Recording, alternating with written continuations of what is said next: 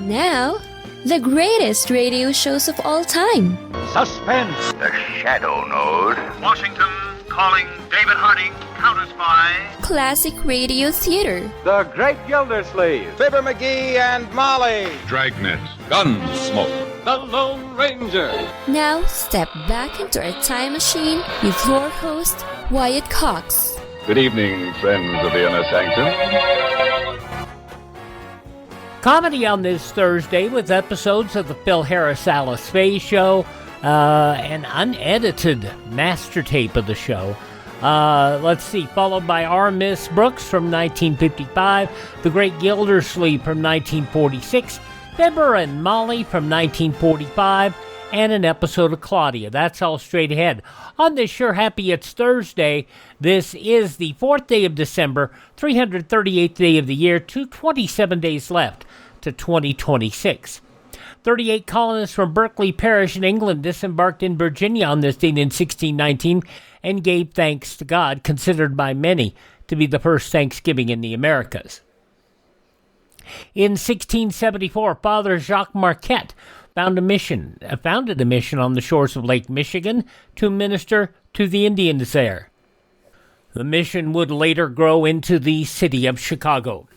At Francis Tavern in New York City on this date in 1783, General George Washington formally bade his troops farewell. The first issue of The Observer, the world's first Sunday newspaper, published on this date in 1791. And in 1864, at Waynesboro, Georgia, forces under Union General Judson Kilpatrick, prevented troops led by Confederate General Joseph Wheeler from interfering with Union General William Tecumseh Sherman's campaign, destroying a wide swath of the South on his march from the Atlantic to the Atlantic from Atlanta, Georgia. Union forces did suffer more than 3 times the Confederate casualties, however. In 1867, former Minnesota farmer Oliver Hudson Kelly founded the Order of the Patrons of Husbandry, better known today as the Grange. Notorious New York City politician Boss Tweed escaped from prison on this date in 1875. He fled to Cuba, then to Spain. President Wilson sailed for the World War I peace talks in Versailles on this date in 1918, becoming the first president to travel to Europe while in office. In 1921, the Virginia rap manslaughter trial against Roscoe Fatty Arbuckle ended in a hung jury. In 1943, President Roosevelt closed down the Works Progress Administration because of the high levels of wartime employment in the U.S.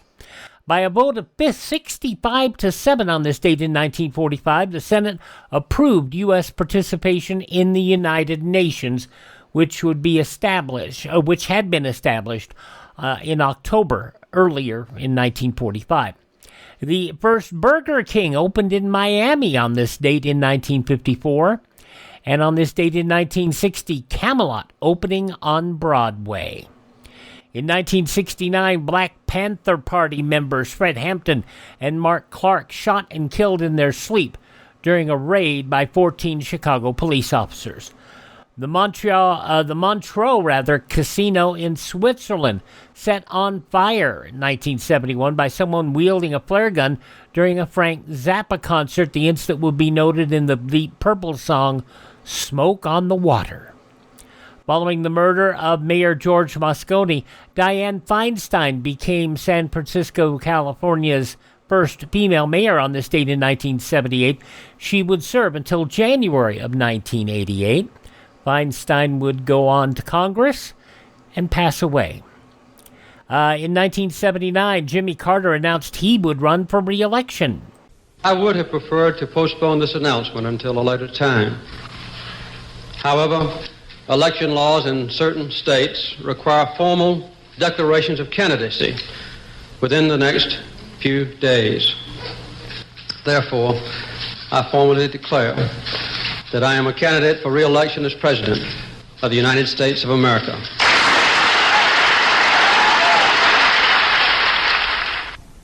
The president's approval rating after 3 years was only 28%. In 1991, journalist Terry A. Anderson released after 7 years in captivity as a hostage in Beirut. Oh, you can't imagine how glad I am to see you. Anderson, the last and longest held American hostage in Lebanon. In 1992, President George Herbert Walker Bush ordered 28,000 U.S. troops to Somalia in northeastern Africa.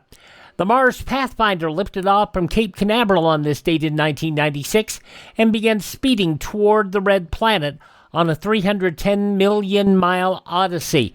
The manager of the Mars exploration program, Donna Shirley, excited about the mission's inevitable discoveries. I don't know what to expect. There probably won't be any little green people, but there might be some unexpected findings in the terms of the mineralogy and the terrain.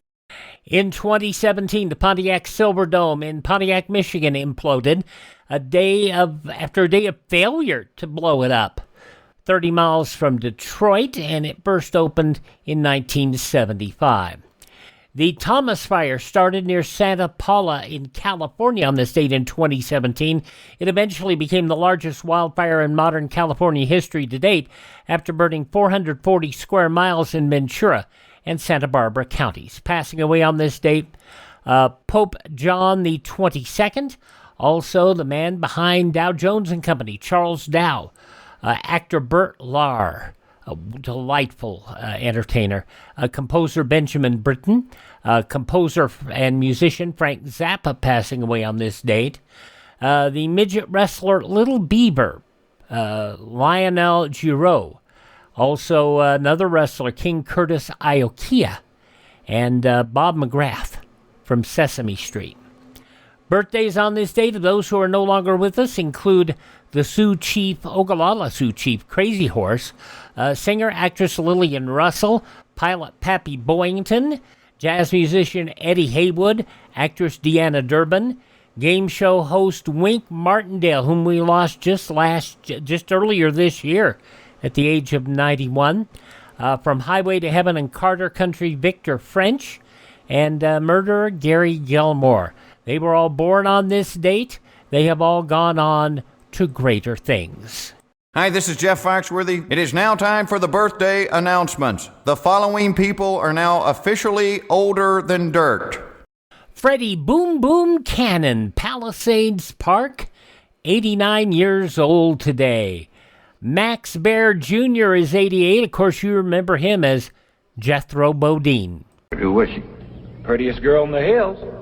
Big Mouth Bradshaw. Well, Verna's girl. I heard tell she's kind of fast. Is she ever? Uncle Jed, I was walking past the cabin, and Big Mouth, she calls out the window to me. She says, "Howdy, Jethro." She says, "My ma's just made a big batch of cookies. Come on in and have some." And I says, "Sure your ma won't mind?" And she says, "Ma's gone, and so's Pa.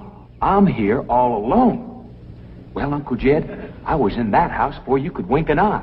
Can't say as I blame you. No sooner was I inside, the Big Mouth, she puts a music record on the phonograph machine and commences to sashaying around, a twisting and a turning. Dancing. Yeah, I reckon so. Anyhow, she says, "Put your arms around me, Jethro, and I'll teach you the two-step." What'd you say? I says, "Listen, Big Mouth," I says, "here we are all alone. Your ma and your pa gone. And you think that I'm going to waste my time dancing?" I says, "Not me, sister. Bring on them cookies."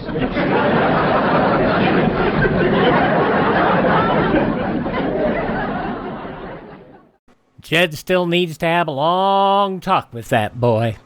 Max Baer, 88 years old today, and I think he's the last member of the Beverly Hillbillies cast alive. Southside Johnny and the Asbury Dukes. Southside Johnny, 77 today. Jeff Bridges is 76 from Saturday Night Live. Pamela Stevenson is 75. Marissa Tomei, 61. Imagine you're a deer. You're prancing along, you get thirsty, you spot a little brook, you put your little deer lips down to the cool, clear water. Bam! No Doubt Band. From My Cousin Vinny, Marissa Tomei is 61 today. Also from Saturday Night Live, Fred Armisen is 59. Jay-Z, Mr. Beyonce, is 56 today. Supermodel Tyra Banks, 52. We set up a fake audition for a fake TV show with a fake director. So that's fake, fake, and fake. Which in that business is normal, I guess. Tyra Banks, 52 today. And from Anna's Dream, Lindsay Felton is 41. Those just a few of the people celebrating the 4th day of December is their birthday. If this is your birthday... We baked you a birthday cake. If you get a tummy ache and you moan and groan and woe, don't forget we told you so. Happy birthday! Happy birthday! Make a wish, dear, and blow out the candles. Here they go.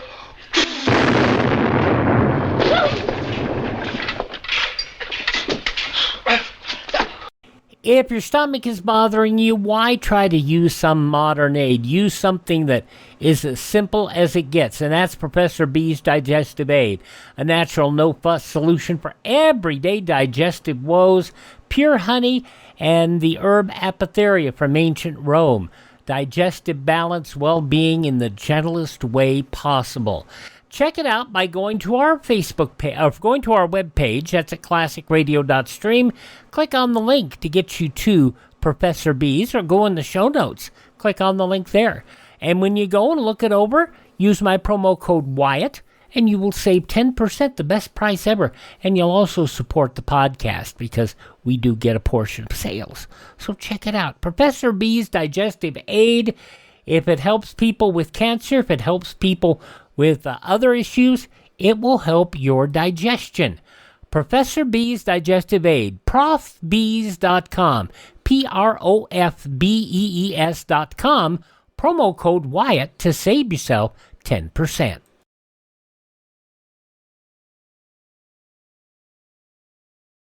Daily, the broadcasts of Radio Free Europe and Radio Free Asia strike through the Iron Curtain, bringing the truth about the free world to the captive peoples behind it. Help send a message by giving to the 1952 Crusade for Freedom. Now, if you went to an old-time radio show when they're being recorded, you'll know that the show wasn't all there was. Because before the show, you had a warm-up to get the audience funny and ready to laugh.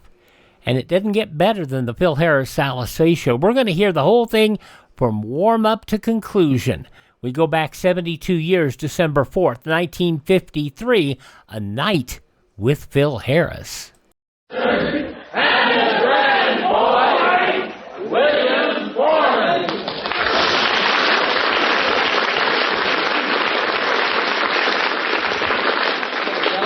First of all, I'd like to welcome you good people here on behalf of our sponsor. We are one of the few remaining radio shows that's lucky enough to have a sponsor.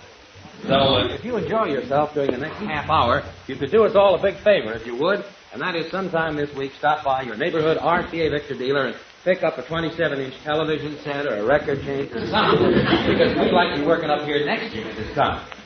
I don't know whether you know it or not, but this year, in every place but Los Angeles, we are now heard following Bob Hope on Friday night. And, of course, as you know, this year Phil is on his own. So what do you say we all get together and give a real warm welcome to the man who discovered the South, Phil Harris. Let's hear it.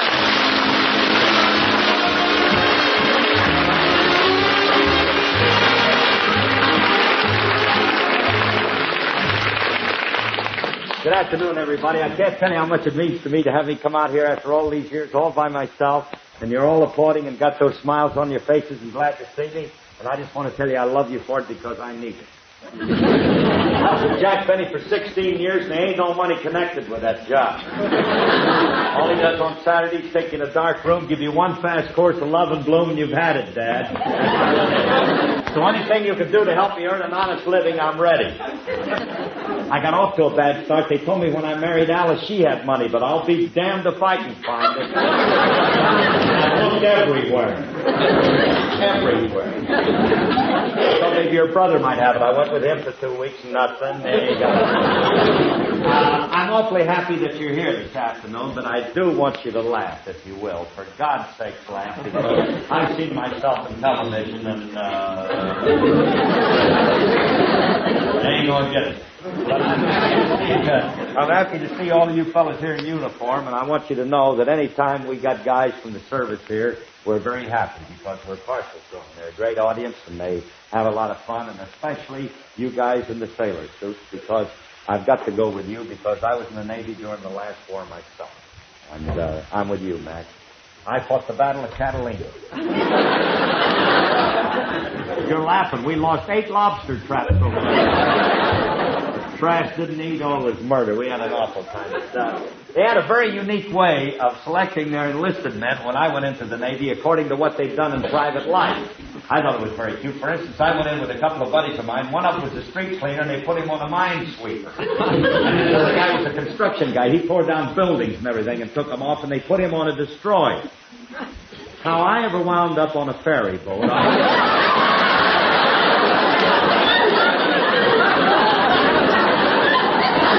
that's the way you're supposed to laugh, see? Now we're rolling, you know what I mean? Hey, you hear the story about the guy walked the barber shop? A guy walked the barber shop, said, how many ahead of me? The barber says 2. The guy went out, he didn't come back. So, listen, it could be tomatoes. So the guy came in the next day, walked up to the barber, says, how many ahead of me? The barber says 3. The guy walked out. So now the barber's going nuts. You know, them guys stand around on their feet all day, them scissors clinking, you know, see? So the guy's getting a little irritated. He goes over to the booth like he says, every day a guy comes in, wants to know how many ahead. I tell him, he goes out, he don't come back. He says, if he does it tomorrow, follow him. I want to know. The guy came in the next day, walked up to the barber, says, how many ahead of him? The barber says 3. The guy went out, the boot black followed him. Boot black came back in about 20 minutes. The barber says, where'd he go? Where'd he go? Boot black says, to your house.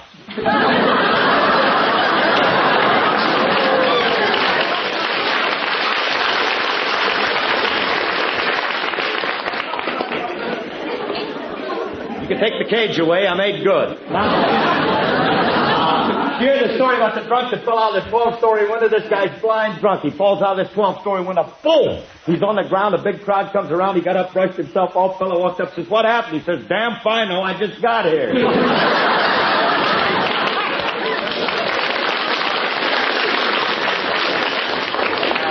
Now we're rolling. 2 drunks walking down the railroad track blind. Oh, they're whipping it down there really long. 2 wine jobs. And they're walking it down like this. One looked at the other one and says, man, this is the longest staircase I ever came down in my life. The other one said, I don't mind that if these low banisters.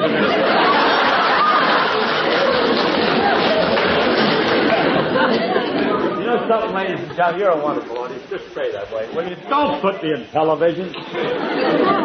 Well, I'm hoping they.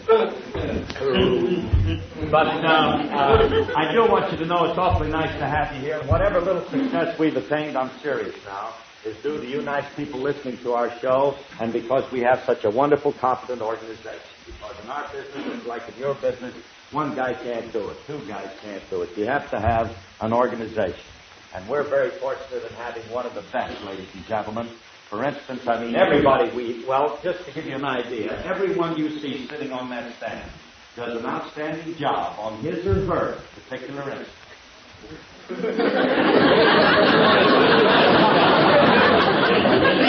that I know that you don't know. I ain't gonna let Davey alone. Now you take the leader, he's okay. We're very happy about him because we know that we have a genius on our hands, and I'm serious. Because already this guy has had 2 of his own musical competitions played in the Hollywood Bowl. He's been nominated 6 times in pictures for the Academy Award. He was nominated last year again for his wonderful directing and arranging of all of the beautiful music that you heard in the Hans Christian Andersen story. And this year he's just completed a picture that we are all keeping our fingers crossed because we think he's going to win this time, so help us pull for him. He just finished a picture called The French Line that you're going to see in the near future. This is the clever Walter Sharp and his music.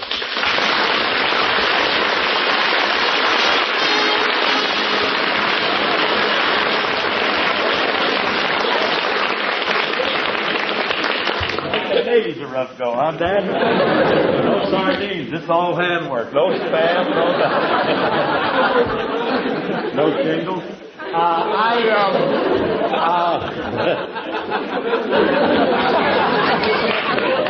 No, sir. No carpenter's breakfast here, boy. Listen, I have some guys in the band. I can go through all of them. You know, I started off as a drummer, and I'm very fortunate because I didn't play good enough drums to go with the company that I was with, but I spent a few years faking and making people think I could play, and it enabled me to make a lot of wonderful friends in the music business. And they come in very handy because with our show, my whole band, all of these boys that you see up here, are really outstanding musicians, and they've all made names for themselves in our profession. I could go through them one by one, but it's going to take a lot of time. But I do want you to meet a couple of the guys that I think you'll enjoy meeting that come over here and work with me simply because we've been friends for many years. This first fella has his own program. He's known throughout the United States. He's not only one of the finest guitar players in the business, but in his own name, he's a big orchestra leader and a big success, Albino Ray.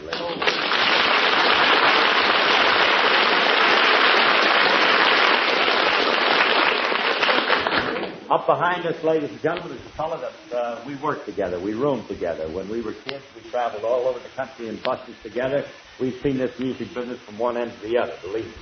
He is known as one of the originators and one of the Mr. Dixieland jazz band men himself. His records, some of the records that he made years ago are now collector's items, and the records that he is making will become collector's items because he is one of the originators of the famous Dixieland music, Red Nichols of the 5 cents.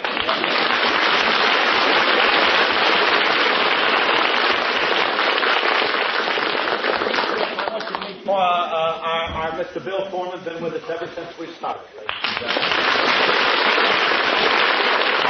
A real good part. Without her, it wouldn't be possible. I'm not going into a big eulogy. I'm just going to tell you I've been married to her for 12 years.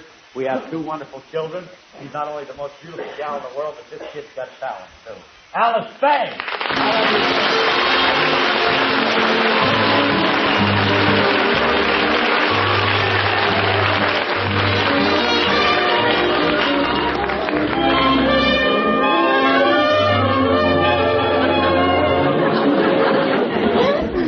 Nuts about me. Now you get me in the right spot. Well, now we have, ladies and gentlemen, we have our kid here with us that's been with us ever since we started.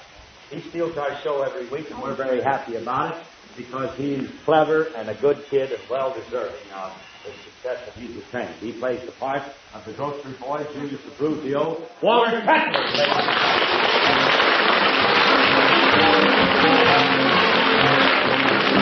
Kid that plays the part of William Allison's brother. We got him out of pictures. He's not only a big success in pictures and under contract at all of our major studios, but he's a big name in television, and whenever you have him on a show, you're always assured of a wonderful performance. He doesn't have too big a part today, but he handles the small ones as well as he does the big ones, and it's always a pleasure to have him with us, Mr. John Hubbard.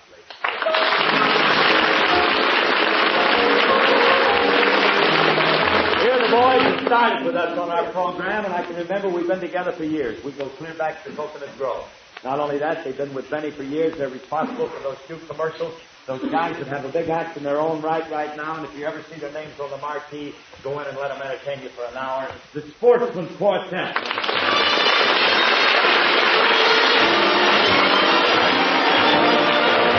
Now the one and only Elliott Lewis. They are.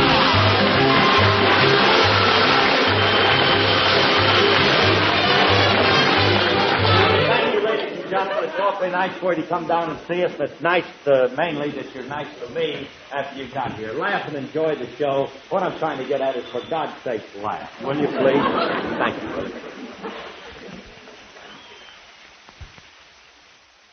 Hey, Alice, wait till you see what I've got. It's sensational. Look. What is it? What is it? It's a collector's item. The only one of its kind in the whole world. It's a picture of Liberace. Crying RCA Victor, world leader in radio, first in recorded music and first in television, presents the Phil Harris-Alice Faye Show.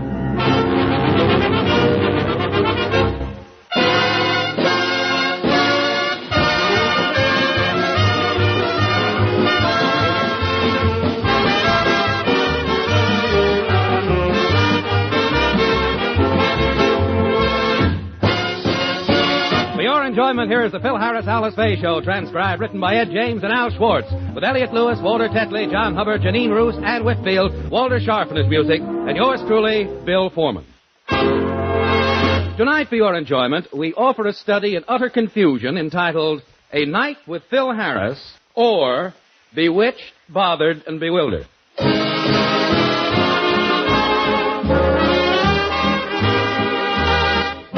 The stars of the RCA Victor program, Alice Faye and Phil Harris.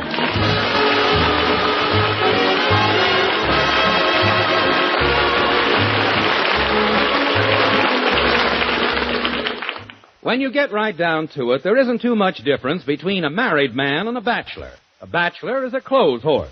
A married man works like a horse to keep his family in clothes. To a bachelor, life is a glorious song. But married men have their own particular anthem. Like so. Oh, if I had the wings of an angel, over these prison walls I would fly. Alice screams, if I don't hang my clothes up, I'd be much better off at the Y. Phil, did you put your clothes away? Put them away, honey. I filed them. Socks under A, ties under B, sweaters under C. Wait a minute. Whoa, boy, hold it. Now what's the matter? Socks, ties, and sweaters under A, B, and C? Naturally. Argyle, Bow, and Cashmere. Phil, can't you please learn to put your things away? Sometimes I think I'm living with Lily St. Cyr. That's bad? Phil.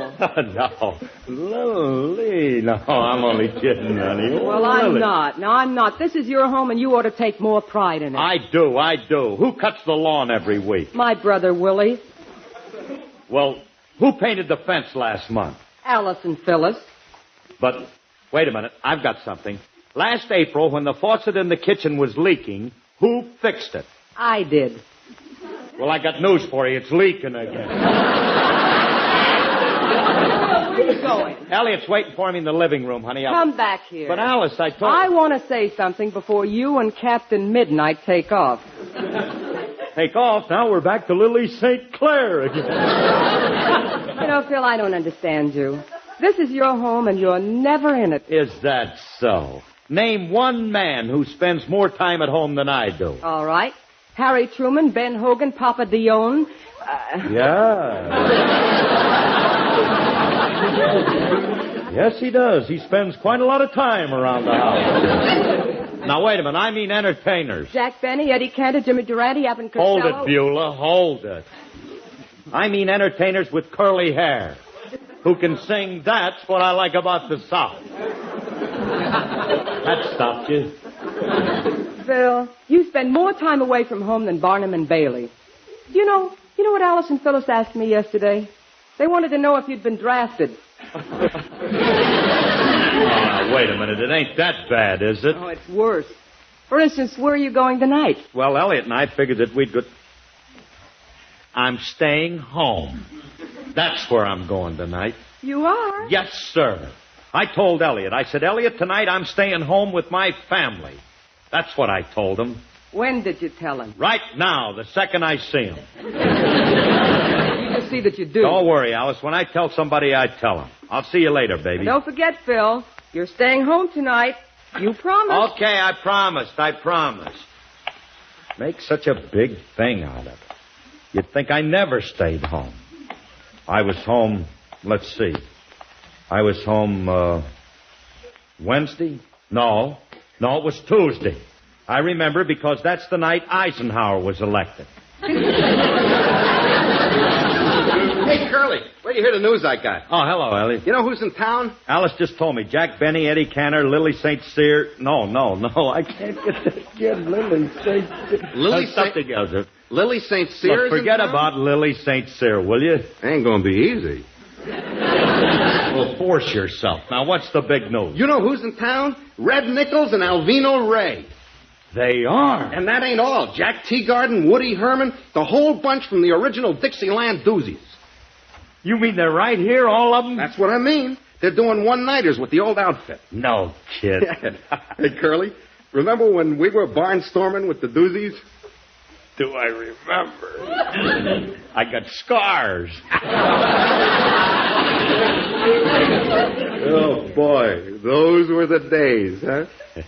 Yeah. Hey, Elliott. Huh? You remember that night in Altoona? Yeah.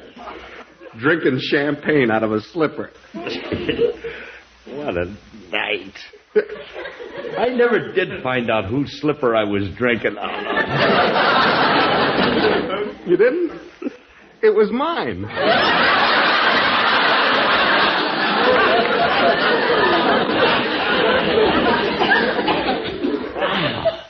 A Tom McCann cocktail.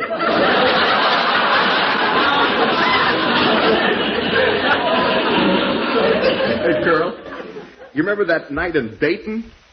With that big blonde? Yeah, the one with the buck teeth. What a bottle opener. Hey, how about that doll in Toledo? One green eye and one red eye. Yeah, it was like kissing a traffic light. And she always kept the green eye open. Go, man, go.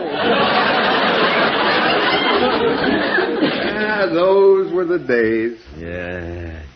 Hey, how about that bus we used to travel in? Oh, yeah. Side Saddle Sadie. What a bus. Oh, tuxedos hanging from the ceiling. Lasagna cooking on the motor. Salami hanging in the window. Limburger hanging out the window. Remember the night the bus hit that vegetable truck? Musical goulash. You know, somehow the bus never smelled the same after that. No, neither did the bass player. Sure messed up our poker game. Remember the night you had 4 jacks? Yeah, and Red Nichols beat me with 3 aces and an airwick. Oh, and that Alvino Ray. He had so many cards up his sleeve, we had to shuffle his coat. He's a cute doll, wasn't he, that Alvino Ray? Oh, what a dove he was. He still thinks a full house is Kate Smith in a phone booth. Hey, Curly, talking about poker, remember what your big number was in those days? What, my 3-star? Yes. Remember? It kept us some Denver sandwiches, didn't it? Bill Jackson was a poor old dove who joined the Darktown Poker Club. Yeah. And cursed the day he told him he would join. Money used to go like it had wings. If he held queens, someone had kings, and each night he would contribute all that coin. Then he said, I'm going to play him tight tonight. There'll be no bobtail flushes make me bite. He said, when I get in there, so my hands won't be a piece. Played him tight and lost his pile, and Bill got peevish after a while, so he rose, looked all around, and made this speech. He says, y'all see this razor? I had it sharpened just today. I'm coming in with my rules that I want you to follow when you play, boy. Keep your hands up on the table while you dealing, please. Don't be running them aces down there in between your knees. And don't be making them signs like you're trying to tip off your hand, just talking American, boy. American, so's I can understand. And don't be getting them off the bottom, because, ooh, that's rough. Take 5, then stop. That's enough. Now, when you bet put up the chips, I don't like it when you shy. Then if you get busted, go get something. I'm over here by and by. Pass them cards for me to shuffle every time before you deal. Let me look them over, because I love to see. You ain't gonna play this game according to Mr. Hoyley. You gonna play this game according to me.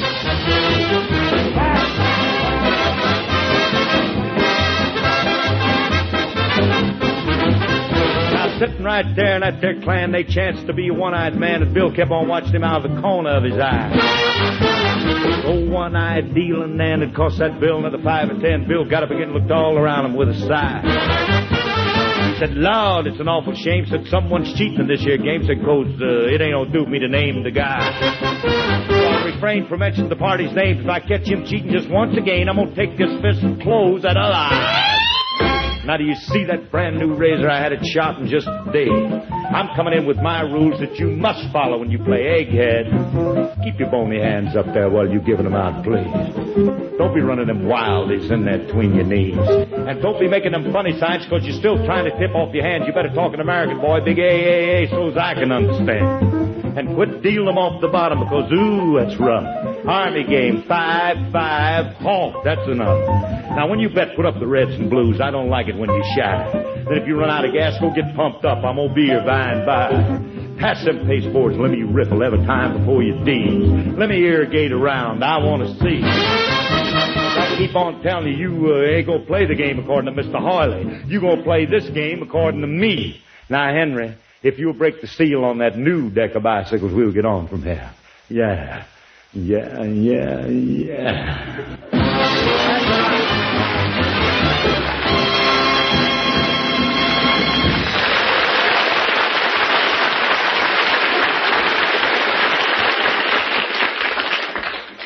Elliott. Huh? You know, I was just thinking, What? You know what we ought to do? What?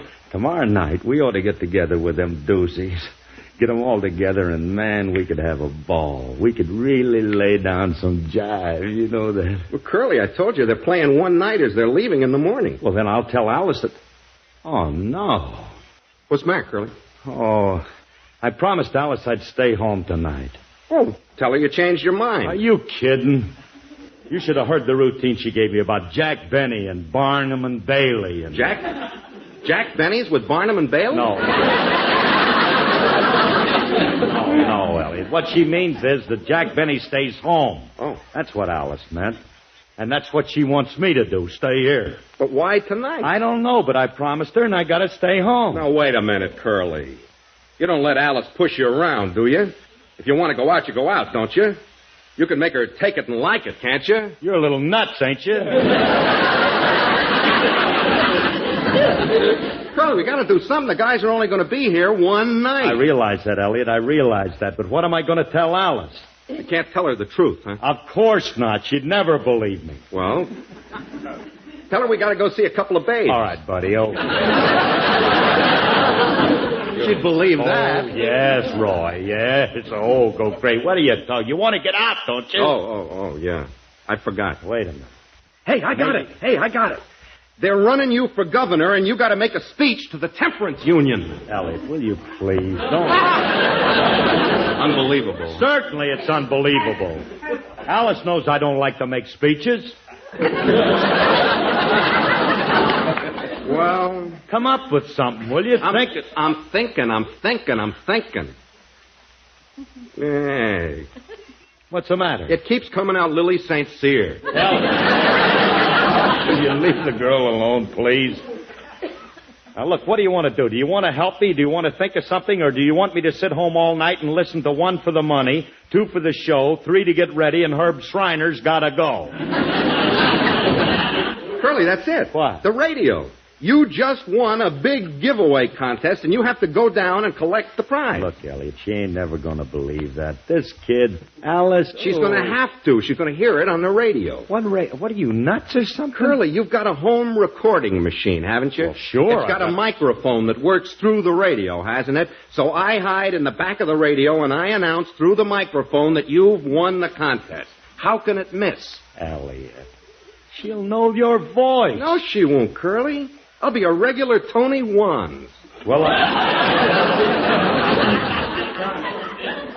we're down the bottom of the barrel now, ain't we, Dan? I see. And then, if you announce that I'm the winner, then I'll have to go down and get the prize. Is that it? That's it. You know something? What's that? I think you got something there. Wait a minute. Where are you going? In the back of the radio. You call Alice. Look, Elliot, can't we talk... Turn on the radio and call Alice. Okay. Alice! Hey, Alice, honey. What is it, Phil? Hey, Alice, come here, quick, huh? What's the matter? What happened? Honey, I just won a big contest on the radio. You did? I didn't hear anything. Well, they haven't announced it yet. But they're gonna. Just listen. Good evening, ladies and gentlemen. Strike It Poor is on the air. Strike It Poor? It's a new show for rich people.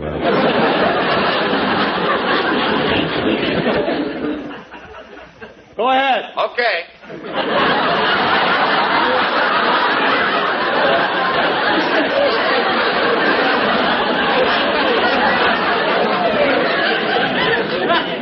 Do you have tired blood? Do your corpuscles lie down and pant? Is it noon before you take your first drink? If you're troubled with these abnormal symptoms, get in touch immediately with Dr. Homer J. Get With It. And now, the winner of tonight's Jackpot Award. Here comes Alice. The winner is... Mr. Phil Harris of Encino, California. Alice, I won. So what else is new? Now, if Mr. Harris will come right down to the studio, we will present him with his prize. So long, Alice. Phil, come back here. But my prize, I got What prize? The prize in tonight's giant giveaway program. The prize is one genuine 8-foot giant. What? Refrigerator. Oh, so long, Alice. Phil. But, honey, We've got a refrigerator. Oh. You say we've got a refrigerator? Or...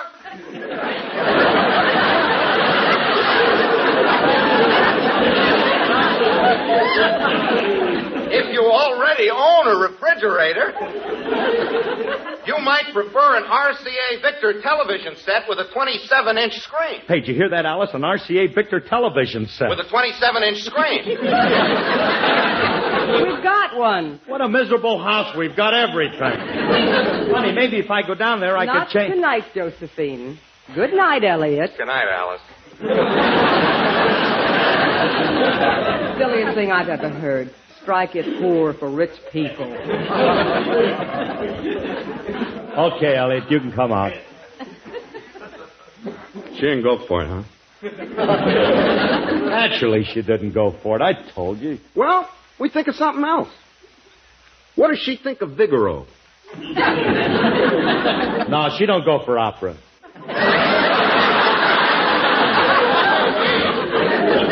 Not Figaro, Curly. Vigoro. Like you put on geraniums and petunias. She likes flowers, don't she? Oh, sure. Okay. So we gotta fix up the flowers. We gotta go downtown to buy Vigoro, smudge pots, peat moss, all that kind of stuff. I don't know, Elliott. What can you lose? What can I lose? Tomorrow I can be living at Griffith Park. Curly, I'm telling you it'll work. Come on. Now, where are we going? We're going in to see Alice. Look, you explain about the flowers like this. You have to buy Vigoro to push their little heads through the ground. Smudge pots to keep their petals warm. Peat moss to keep their little roots loaded with moisture. You got it? Well, now let me get this straight. Heads up. Right. Petals warm. Right. And what was that about the roots? Loaded. Why, those little devils. Hey, Elliott, watch me do this now. You want to see a master at work? Watch that. Say, honey. Just a minute, Phil. Did you say hello to William? Well, if it ain't from here to stupidity. Now, see here, Philip. Alice, this is important. Wait until Willie is finished. He'll never be finished. They forgot to give him a head. Phil. Honey, can I please tell you Later. Go ahead, Willie. Well, Alice, as I was saying... Yes? I wanted you to have a nice bed of flowers. So I bought some Vigoro to push their little heads through the ground, and some smudge pot to keep their petals warm, and peat moss to keep their little roots loaded with moisture. Oh, that's wonderful, Willie. Thank you. Now, what were you going to say, Phil?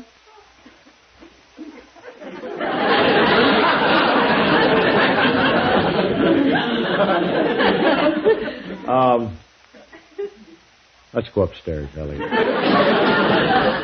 Okay, Curly. But, Phil, if it was so important... Honey, please, I don't feel good. I'm going up to my room.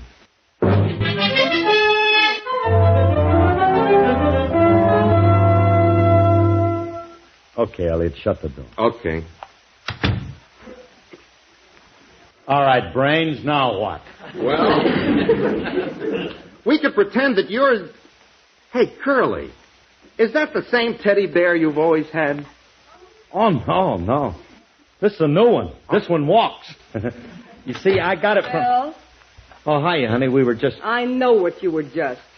And it won't do you any good. But, Alice... You promised me you were going to stay home tonight, and I'm going to make sure of it. So I'm closing the door like this. Alice! Locking you in like this. Hey, Alice! And then I'll go downstairs and practice my song for next week. Like this. Oh, little blower. Oh, no. Say it again. Gotta start over. What the hell Sorry. are you guys doing? You get the scale, ain't you?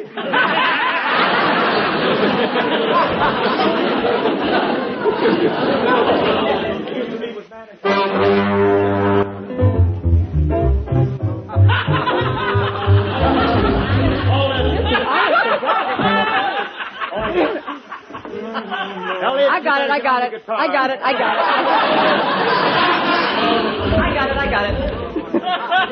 Remember. Oh, God.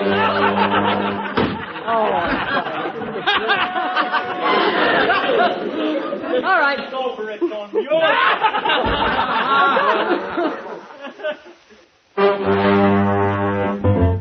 Glow, little glowworm, fly a fire. Glow like an incandescent wire. Glow for the female of the species. Turn on the AC and the DC. This night could use a little brightening. Light up using those bug and lightning. When you gotta glow, you gotta glow. Glow, little glowworm, glow. Glimmer, glimmer, glimmer, glimmer, glow and glimmer. May your little light never grow dimmer. Glow, little glowworm, glow and glimmer. Swim through the sea of night, little swimmer. Thou aeronautical bow weevil, illuminate yon woods primeval. See how the shadows deepen, darken. You and your chick should get to spark. Oh, I got a guy that I love so. Glow, little glowworm, glow.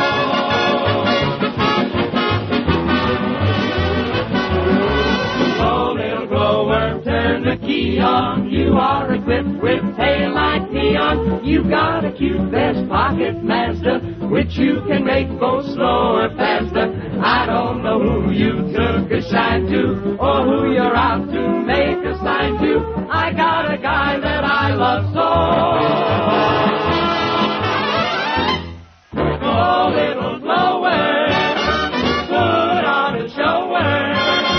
Oh, little glowworm, glow.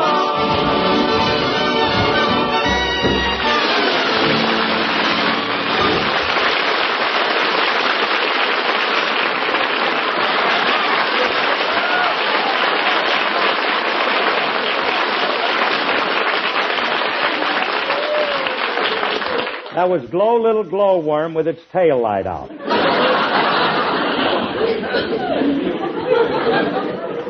Having trouble? You and your ideas.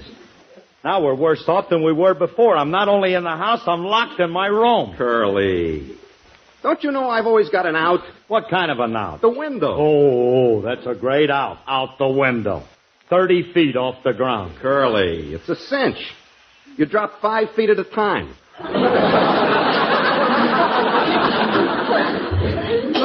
How do I do that? So far, I don't know. I'm working on it. Yeah, you work. Well, work fast. By the time we get out of here, the Dixieland Doozies will be playing Altona again. What was that? Well, I take a look. Hey, Curly, it's Julius. His voice is changing. It's his truck. Oh. Hey, get that bicycle out of the driveway! I brought the groceries! Hey, Julius! Hey, Julius, up here. We're up here in the window. Well, if it ain't Whistler's mother and agent.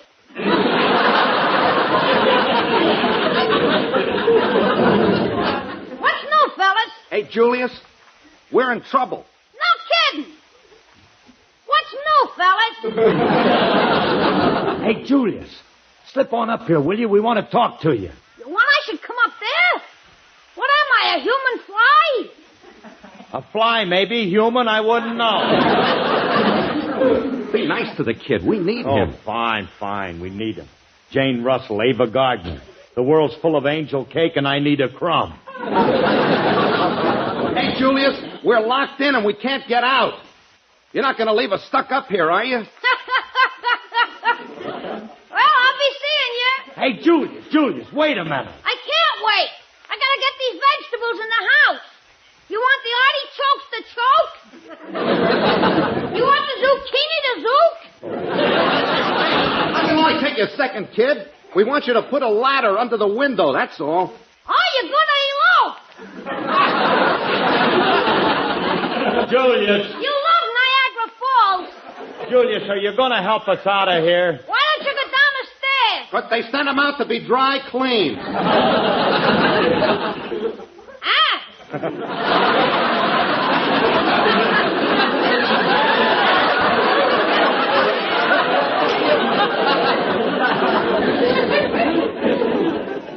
No hands, he did that.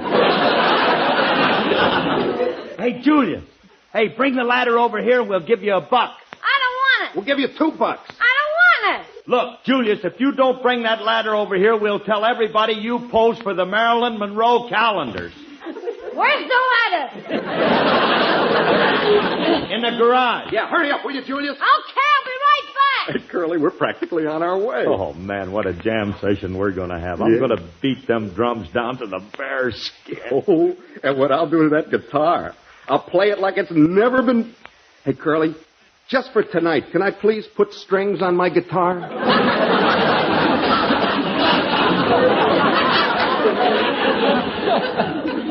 Well, just one. Oh, Curly. Now, don't worry. You can play maracas. One. Hey, fellas, I got the ladder. Oh, okay, kid. Put it up against... Wait a minute. Why don't you get a bigger one? This is all there was. But that won't come within 10 feet of the window. Well, I got some boxes down here. You want I should put it on top of a box? Ah, now you're cooking. Put it on 2 boxes. Wait a minute, Elliott. You better make it 3 boxes. Okay. I don't like it, Elliott. How you doing, Julius? Yeah, it's all set. I got the boxes all piled up. Okay, go ahead, Curly. What? Climb out. Oh, wait a minute, Elliott. Are you sure that's safe? Are you kidding? I know a guy did this in vaudeville for 20 years before he was killed. Look, Elliott, Curly, it's getting late. Get going. You ready, Julius? Ready. Well, okay, here it goes. Okay, easy does it, Curly. Easy does it. Attaboy. Can you reach the ladder? I don't know. I can't find that top rung. Hey, Julius. Hey, Elliott, hurry. I can't hold on anymore. I can't hold on. Julius, where's the ladder?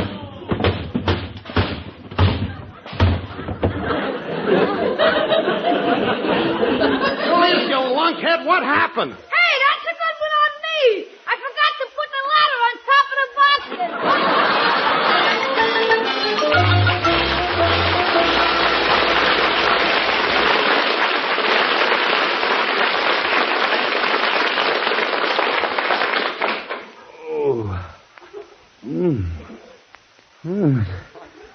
Hey, where am I? What happened? Well, if it isn't Phil Harris, boy paratrooper. Oh, gee, did I break anything? Just a few promises. But a couple of days in bed and you'll be all right. Ooh, my head. Is it New Year's already? Now, take it easy, honey. Everything's going to be all right.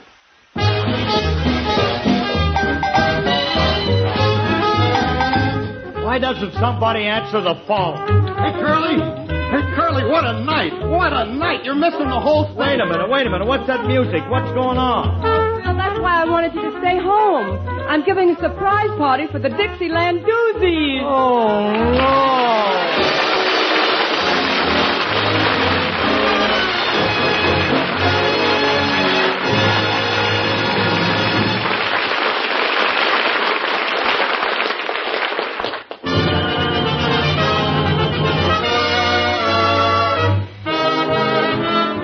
This is Phil again. For 46 years, we have been united behind the symbol of the Christmas seal in the fight against tuberculosis. This has helped save the lives of 6 million Americans who might have died of TB. So buy your Christmas seals now. Thanks, and good night. Good night, everybody. The part of Julius in this program transcribed was played by Walter Tetley. This was an NBC Radio Network production.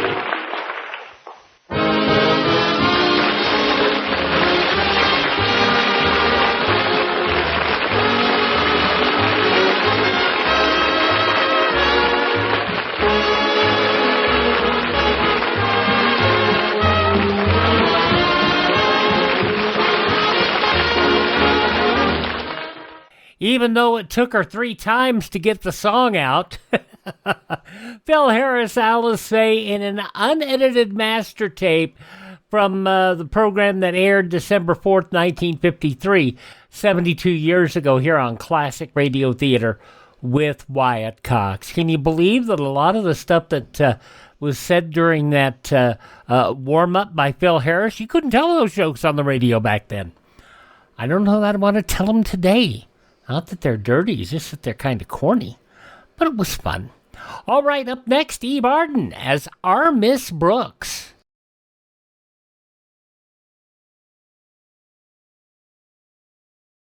Do you know how old the school building in your community is? If it's over 25 years old, the chances are that it's woefully inadequate. Join with the groups in your community working for better school conditions. Remember, better schools build a stronger America. Yeah, now tell the truth. Wouldn't you like to have been in that audience for that warm-up? I mean, it was fun. It was a delight.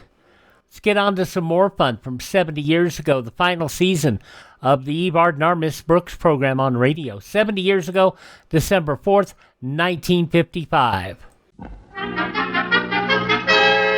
Now it's Our Miss Brooks, starring Eve Arden.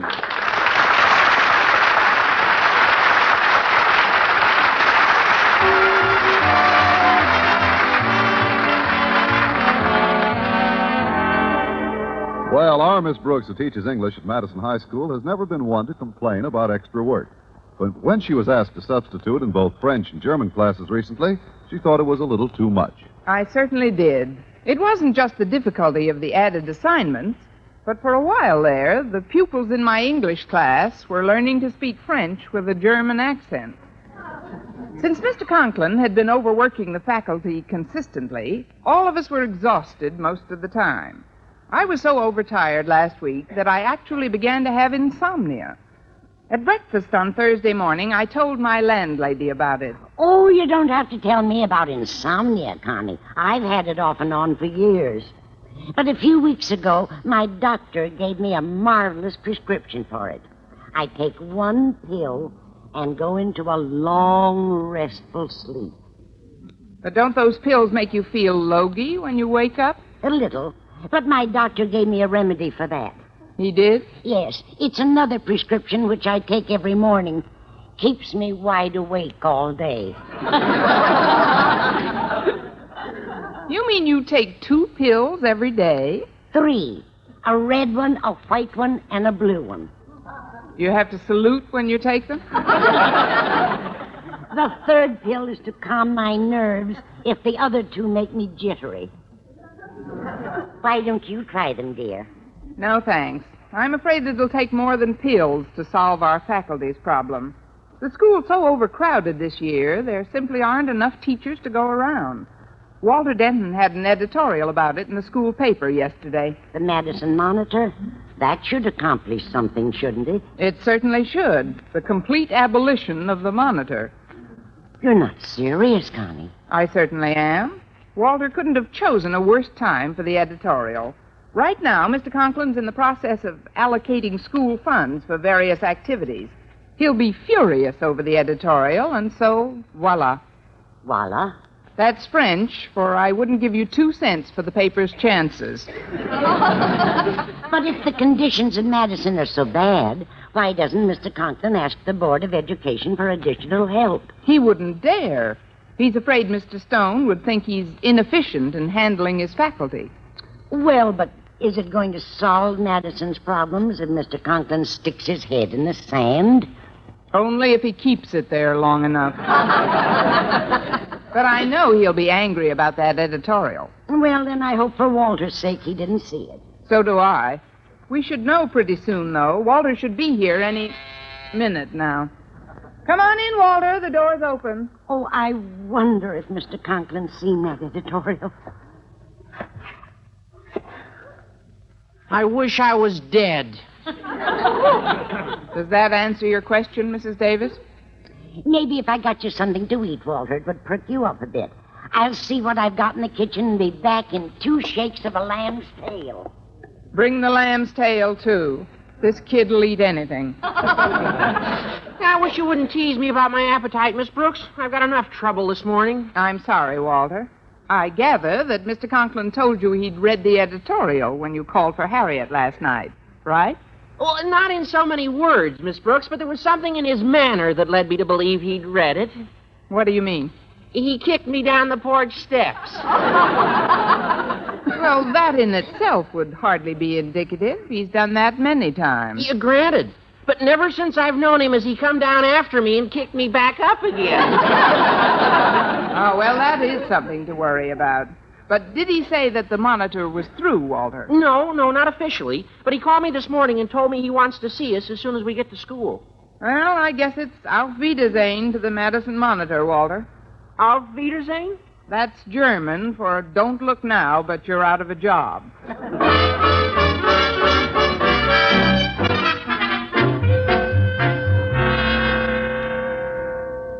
And now then, I suppose you realize why I've requested you, Miss Brooks, and you, Denton, to appear in my office? Yes, sir, but Mr. Stone has read yesterday's editorial, and he's coming over this afternoon to see if there's any truth to the fantastic allegations that mine is an overtired faculty.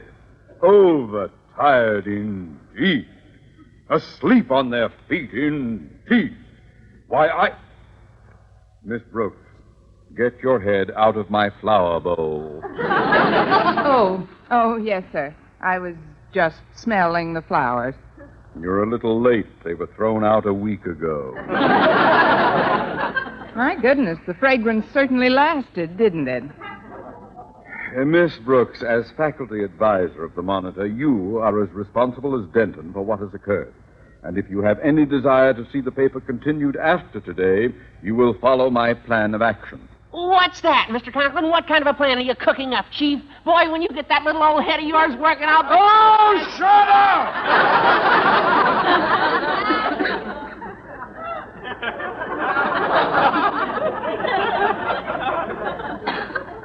And now then, Miss Brooks, I intend to demonstrate to Mr. Stone how utterly ridiculous those accusations of an exhausted faculty are. I intend to show... Miss Brooks, get your head off my desk. Oh, pardon me, sir. I thought I saw a speck of dust. Now then, in today's editorial, Denton mentioned you and Mr. Boynton as prime examples of the total wrecks I'm making of my faculty. Well, when Mr. Stone gets here, I want you, Miss Brooks, and Mr. Boynton to be here as living proof of the falsity of those accusations.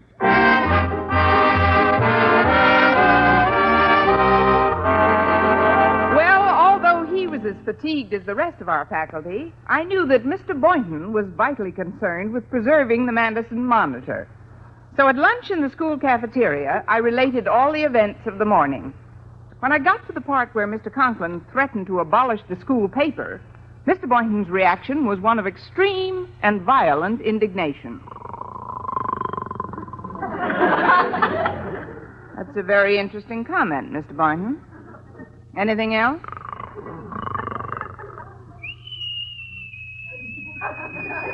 Oh, fine. The only time he whistles at me is in his sleep. Mr. Boynton.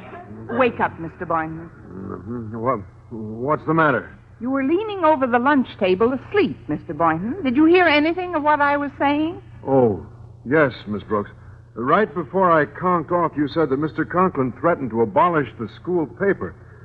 Oh, we simply can't let that happen. Monitor's one of the most vital institutions in student life.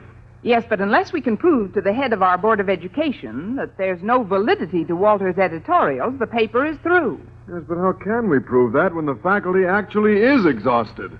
Well, since you and I were the total wrecks mentioned in today's editorial, when Mr. Stone arrives this afternoon, we're supposed to appear before him fresh as daisies. Hi, Miss Brooks. Hello, Mr. Boynton. Hello, Harriet. I hope I didn't interrupt you two in the middle of something. No, but you're holding the right thought. Daddy said to tell you that Mr. Stone would arrive in his office at 3 o'clock this afternoon, and he wants you both there at 3:05. He said to be sure to tell you he wants you there with bells on. That's probably the only thing that would keep us awake. Miss Brooks, you've simply got to appear alert this afternoon. The existence of the Monitor depends on it. We know that, Harriet.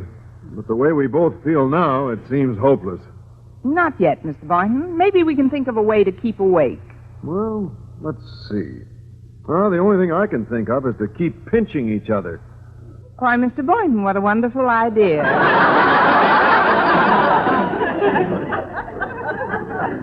No, that wouldn't work. Maybe not, but it'd be a heck of a lot of fun trying.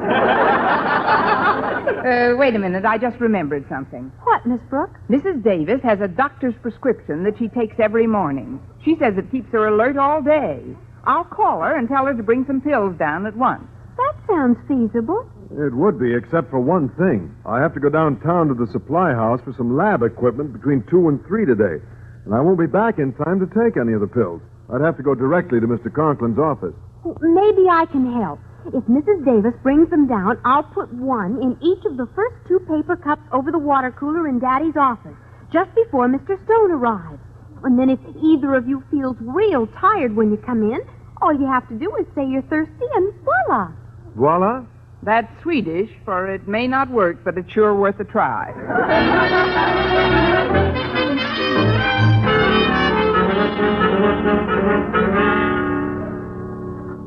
I'm certainly glad I got here in time, Connie. So am I, Mrs. Davis. It's almost 2 o'clock now, and I wanted to be sure I saw Harriet before her next class. Well, I rushed down here as soon as I got your phone call. But I forgot what you wanted the pills for, so I brought all 3 kinds. Red, white, and blue. Oh, good. Which one do we take to keep awake? Now, let's see.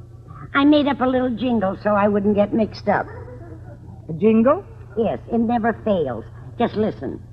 Oh, the red pills make you sleep, and the white pills make you wake, while the blue pills calm you down when you start to jump and shake. How do you like it, Connie? Don't you think it's catchy? With the right melody, it's hit parade material. But if I followed the plot correctly, it's the white pills that make you stay awake, right? Right. Here are 2 of them. Oh, thanks, Mrs. Davis. Now, excuse me for rushing off, but I must get these to Harriet Conklin as soon as possible. See you later, Mrs. Davis. Bye-bye, dear. Now, it's certainly lucky I thought of that jingle. Oh, the blue pills make you sleep, and the red pills make you wake. No, let's see, that's wrong. Oh, the white pills make you sleep, and the red pills make you blue. No. The green pills make you sleep, and the... Oh, dear. I knew I should have written it down somewhere.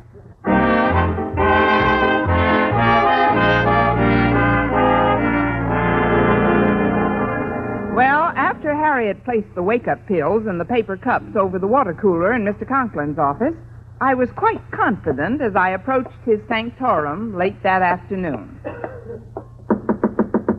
Come in. Come in, Miss Brooks. We've been expecting you. Now you see, Mr. Stone, how wide awake and alert she looks. Not a word of truth in those editorials. I'll be the judge of that, Osgood. How are you feeling, Miss Brooks? Oh, fine, sir, but isn't it awfully stuffy in here? Don't you notice it, sir? I'm just roasting. I can't remember when I've been so warm. The warmer I get, the more thirsty I get. It's the funniest thing, but I've been that way ever since I was a little girl. Whenever I'd play and get overheated, I couldn't wait until I had a nice cool drink of water. Well, for heaven's sake, take a drink, Miss Brooks. Just because you're thirsty is no reason to deliver Portia's speech from the Merchant of Venice. Yes, sir. Excuse me, Mr. Stone. Oh, go right ahead, Miss Brooks. Osgood Conklin speaking. Who? Oh, yes, she's here. It's for you, Miss Brooks. Make it brief, please. Yes, sir. Thank you.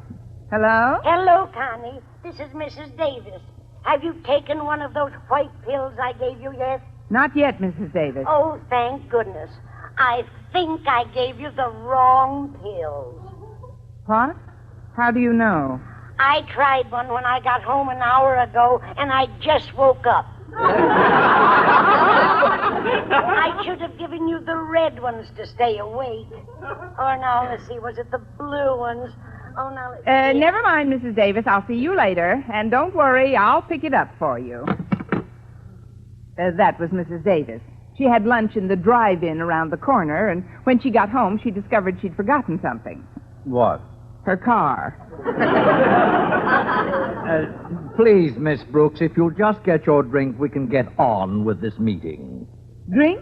Oh, I don't need that now. I just had a very refreshing phone call. Oh, that must be Mr. Boynton. Come in.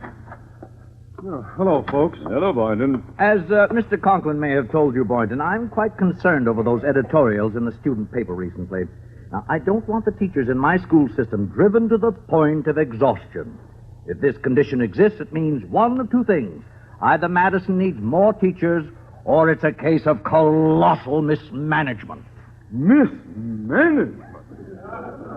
But you can see for yourself, Mr. Stone. These are the teachers mentioned in today's editorial, and they're completely fresh, as vivacious as newborn babes. Boynton, in your own words, suppose you tell Mr. Stone just how wide awake you feel. Yes, sir. In a minute. Pardon me for mentioning it, but isn't it a little stuffy in here? Stuffy? Please, Mr. Boynton, that's no way to speak about Mr. Conklin and Mr. Stone. I mean, it seems sort of warm in here. It's the funniest thing. The warmer I get, the more thirsty I become. It's been that way ever since I was a little boy. Whenever I'd play and get overheated... Cut. We've had the Portia bit. Besides, it's quite cool in here, actually. In fact. 2 minutes ago, you said you were roasting, Miss Brooks. Well, that's a woman for you, always changing what's left of my mind. If you don't mind, Mr. Conklin, I'd like a glass of water. After the pitcher you drank just before you came in here? What pitcher? I haven't had a drink since lunchtime. I'll only be a second.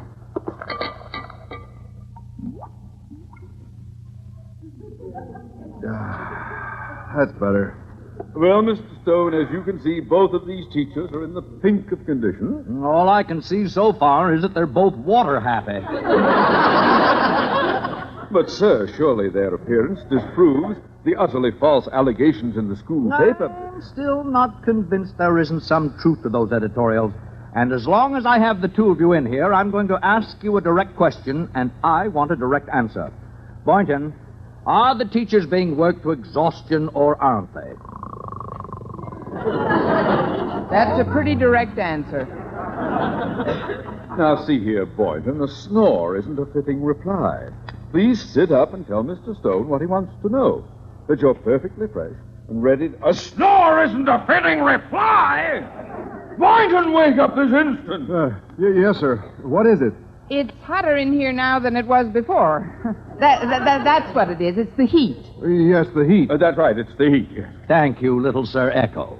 I know that once Mr. Boynton gets outside the door, he'll be all right. He's just faint from lack of air. Come on, Mr. Boynton.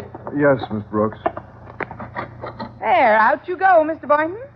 There, you see, Mr. Stone? Once he got outside, he was fine. Not a bit sleepy. So, Osgood, there wasn't a word of truth in those editorials. No one's exhausted. The entire faculty's bright-eyed and well-rested. Well, perhaps Mr. Boynton was a little tired today, but as for Miss Brooks and me and the rest of the faculty, we're chipper as birds. Right, Miss Brooks? I'd like to fly away right now. All this talking has made me a bit dry. If you'll excuse me for a moment, sir. I'd like to get a drink of water. Water?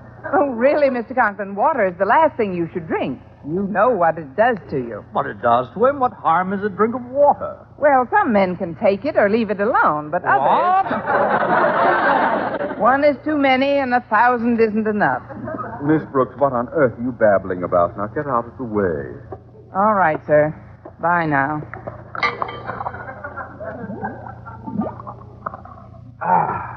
That's fine. Just the thing. Well, Osgood, perhaps I was a little hasty in my judgment. You're quite right when you say you can't judge an entire faculty on the basis of one teacher. Particularly when you and Miss Brooks... Osgood? What are you staring at? I told you that water was dynamite. Osgood, you're not going to sleep too, are you? No, I'm wide awake. Wide awake.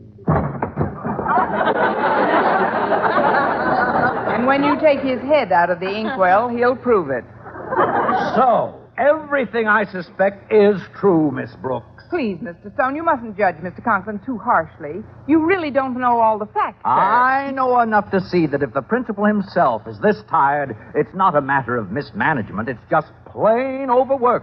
And the first chance I get, I'm going to the Board of Education with a recommendation for additional teachers for this school. What? Well, how do you like that? All the principal has to do is to go to sleep and voila. Voila? That's Japanese for I wish I knew where he keeps his horseshoe. Our Miss Brooks, starring Eve Arden, was produced and directed by Larry Burns, written by Arthur Arlsberg and Al Lewis with the music of Lud Bluskin. Mr. Conklin was played by Gail Gordon. This program came to you from the Frankfurt studios of the American Forces Network Europe and was prepared for rebroadcast over this network by specialist Rich Kuhlman.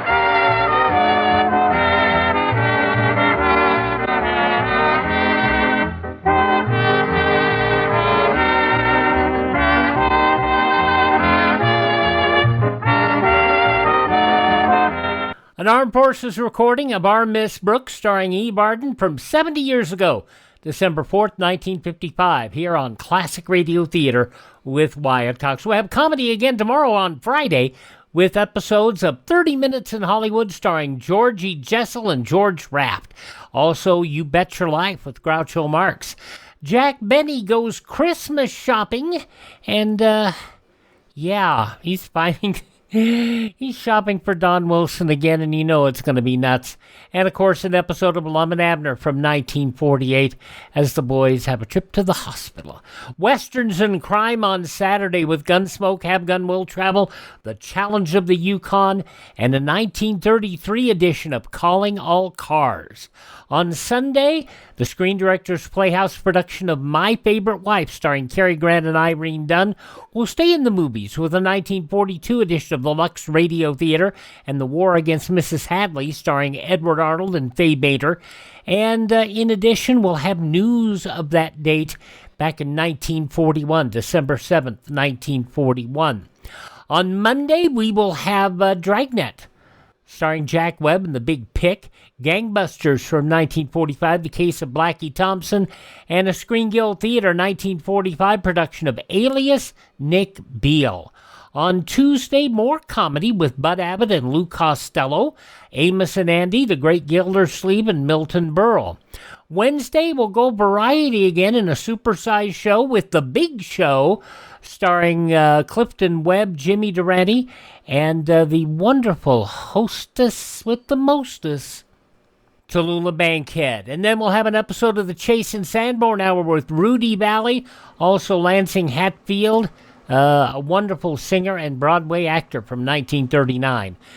That's coming up a week from yesterday. Today, a mixed bag a week from today, with Mr. President, starring Edward Arnold, a 1961 program entitled Macabre, The Midnight Horseman, produced exclusively from the Far East Radio Network for the soldiers and sailors.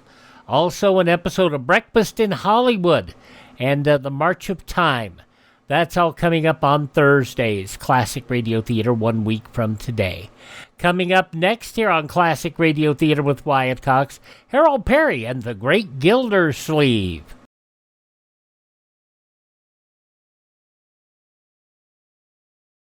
Alert Americans will heed history's lessons. Throughout history, surprise has had a leading role in military disasters. Today, an enemy capable of surprise air attack could leave chaos in his wake. That's why you should be in the Civilian Ground Observer Corps, volunteering a few hours a week to guard our skies. Be a ground observer. Contact your local civilian defense office. We continue now on Classic Radio Theater with Wyatt Cox. Harold Perry and the Great Gildersleeve from 79 years ago, December 4th, 1946, as the Jolly Boys sponsor an orphan. The Kraft Foods Company presents The Great Gildersleeve.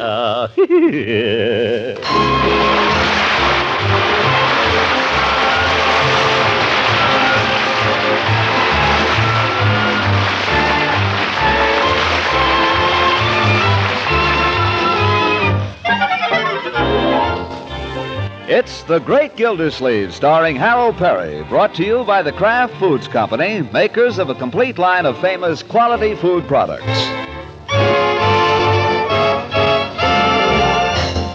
Now let's join The Great Gildersleeve.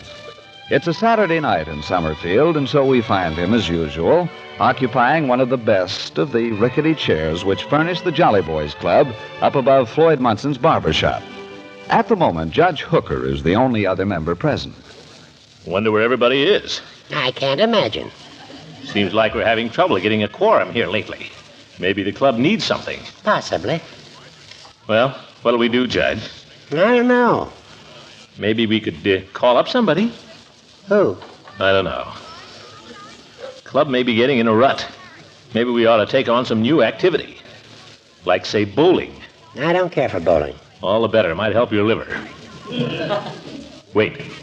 Well, here comes somebody. Who goes there? Well, gentlemen, how are the Jolly Boys tonight? Good evening, Peavy. Peavy, let me give you a hand with those Cokes. Yeah, thanks, Mr. Gildersleeve. Stick them right here in the ice bucket. You know, this would be a thirsty club without you, Peavy. Last week we had to send Floyd out for drinks. Where were you? Last week? Yes. Last Saturday? Yes. I decided to spend the evening with Mrs. Peavy. Well, that's no way for a jolly boy to behave, Peavy. Yeah, that's easy enough for a bachelor to say. You fellas don't have to explain what goes on down here. Why is that old club so important, she said. You see those men all the time anyway, she said. Hard question to answer. But it's only one night a week, Peavy. No wife in the world wants her husband hanging around every night. No, I wouldn't say that. Yes, sir, you'd be surprised. Somebody else coming up the stairs. We'll have a quorum yet. Oh, it's the chief. Hi, Chief. Good evening, Commissioner. Peavy. Judge. Hello, Chief. Chief, what's detained you, old man? Detain me? Doesn't seem like the old gang gets down here as promptly as they used to. Where's Floyd, for instance? He's married, too. Come on, let's get started in on some poker. Fellas, not yet. Could you let the game wait just a little while? What for? Well, in case somebody dropped in. Think how it looks. Cards all over the table. Everybody smoking. Nobody's going to drop in. Come on, Judge. Let's get the chips divvied up so we can get going. Fellas, please. As a personal favor. Hi there, Jolly Boys. Deal me in. Yeah, deal him in. Hi, Floyd. Hi, Commish. Hi, Peeve. Sorry if I've been holding you boys up, but I had to take Lovey and Dumper to picture. Hi, Judge. Hi, Chief. Hi, Floyd. Well, what are we waiting for? Not that I like the game, but I need the money. I'm counting out the chips, Floyd. Keep your shirt on. Hold it a minute, Judge, before you deal them. What's on your mind, anyway, Chief? Well, I asked a certain man to drop in and visit us tonight. I hope nobody minds. Who is he? What about it? Well, he's a friend of mine. Stop beating around the bush. Who is he? You all know him, I guess. Don't you all know Dr. Needham? The preacher? Yes, preacher. Nailed me after church on Sunday. Said he wanted to talk to us. Tonight? In a few minutes, I guess. He said around 8:30. Chief, you might have given us a little warning. Well, maybe I should have, but I was afraid you wouldn't come. I would have worn a blue suit. That's a cinch. Fellas, don't you think we ought to put the cards away? Thanks, Peavy, old man. Yeah, the chips, too, Horace. Yeah, I suppose you're right. How about all them bottles laying there in that tub of ice? That don't look so nice to a, you know. Where can we put it? Drag it over here and stick it in the closet, Chief. Okay. We ought to open the window, too, fellas. Gets to smelling like a joint up here. I'll open it for a minute. Mr. Gildersleeve, why don't you throw out that cigar? Well, all right. Where can we dump these ashtrays? Gosh, Floyd, you might clean up the place once in a while. How'd I know a preacher was coming? You can shut your window. I'm cold. Let her air out a minute more, Peeve. Hey, I think he's turning in the alley. Huh? Yep, it's him. Well, it don't look great, but it looks better than it did. Sure. Ain't like he was coming to inspect a Sunday school. Floyd, do me a favor. Watch your language, will you? Don't worry about me. I've been around lots of preachers. Shut up.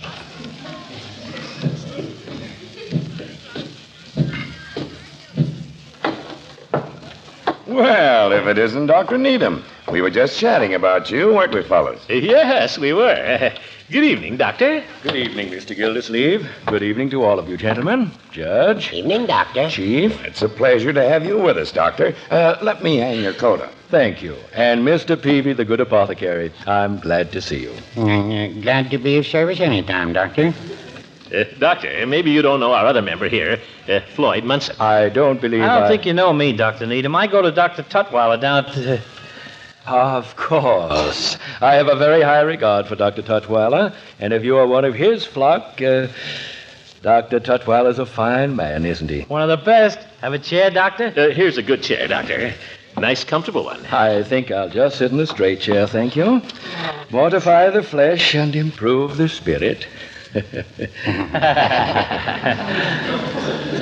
Well, nice, comfortable club rooms you have here. Yes, we're quite proud of our quarters. Well, here was this vacant room over the shop. I was glad to make it available, free of charge. Is that so? You weren't being so generous, Floyd. You couldn't make any money renting it. I'd like to know why I couldn't. No facilities. It certainly is cold out tonight, isn't it, Doctor? It's rather chilly, yes. How long has your club been in existence, may I ask? Oh, about 2 years, hasn't it, fellas? 3. I recall we organized in the fall of 43. How many members do you have? This is it, just the 5 of us. Quite exclusive. And may I ask just what is the purpose of the club? Did you say purpose, Doctor? Yes. What is the purpose of your club? Well, we don't exactly have any purpose, Doctor. It's just a club. We just get together once a week and raise a little... It's social, Doctor. Isn't that it, fellas? Oh, it seems to me I've heard the club had some kind of musical interests. Oh, well, that too. Yeah, we're kind of a musical club. See, we got a piano. Yes, it's not much of a piano. I have a Wembley at home. It's good enough for this gang. We just sing old barbershop songs, Doctor. Oh, I love singing. I used to sing myself when I was a younger man. You still sing, Doctor. I've heard you take a high tenor on some of those hymns on Sunday. Well, I let myself go occasionally, but when I was at divinity school, we used to do some real singing, I can tell you. Did you ever sing down by the old mill stream? Floyd. Huh? No, I don't remember down by the old stream. But there was another song, Love Me and the World Is Mine. Do you know that? Oh, sure.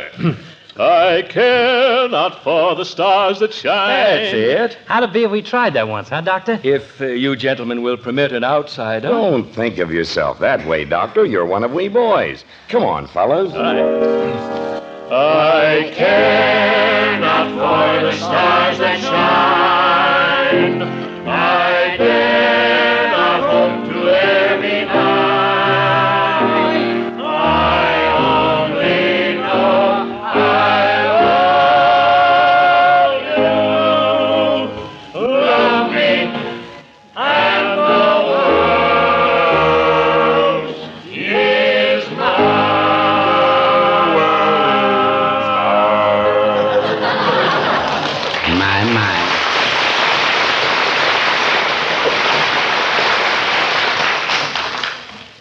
Yes, indeed. I thought that was lovely.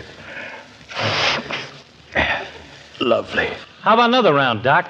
No, thank you. As a matter of fact, I came here with a purpose. Gentlemen, I wonder if you know the work of the Summerfield Orphanage. Sure, that's where they take care of the orphans. Shut up, Floyd. Mr. Munson is quite right. The orphanage takes care of between 25 and 30 orphans at the present moment.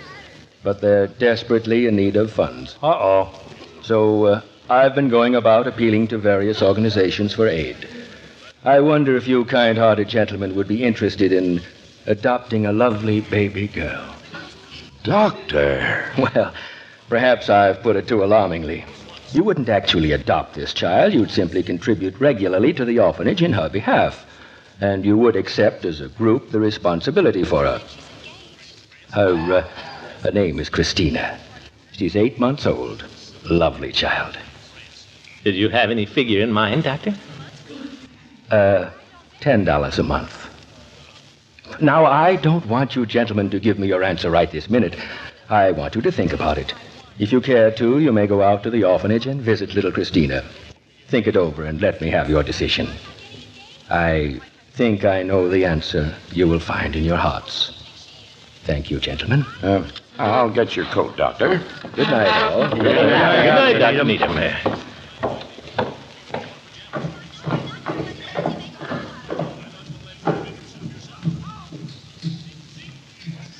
I told you he was a nice fellow. He's as nice a preacher as I know. Well, sure, he's a nice fellow, but gee, if this club has $10 a month to throw around, I don't think we ought to blow it on a baby. I'd rather put it in a pool table.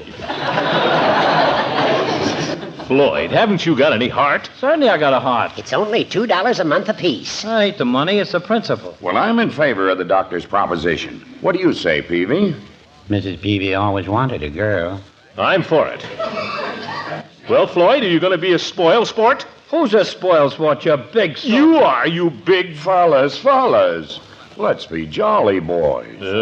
What did Dr. Needham think if he could hear us calling each other names? I didn't call anybody names. Well, let's think about what the doctor said, fellas. We shouldn't rush into this. We should look in our hearts. Floyd, would you do one thing?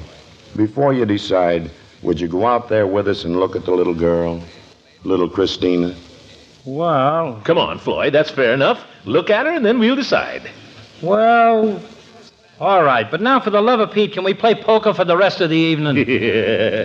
Deal the cards, Horace. Let the chips fall where they may.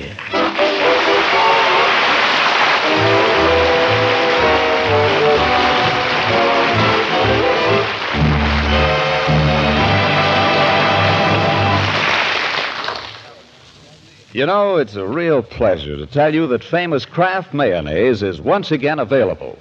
Yes, although Miracle Whip salad dressing, another Kraft product you've been waiting for, continues to be scarce because of the sugar shortage, Kraft Kitchen Fresh Mayonnaise is back. Fine salad oil is becoming more plentiful, and Kraft can make a fair supply of the truly superior mayonnaise most of you remember. Superior because it's made from only choice ingredients.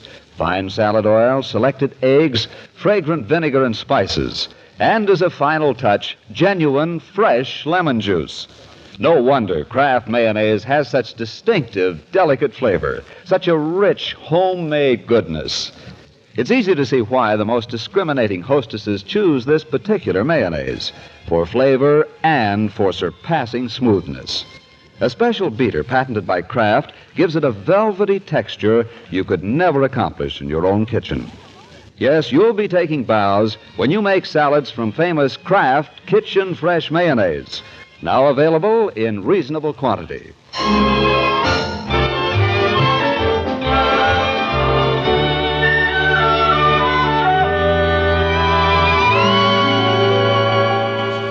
Now let's get back to the great Gildersleeve.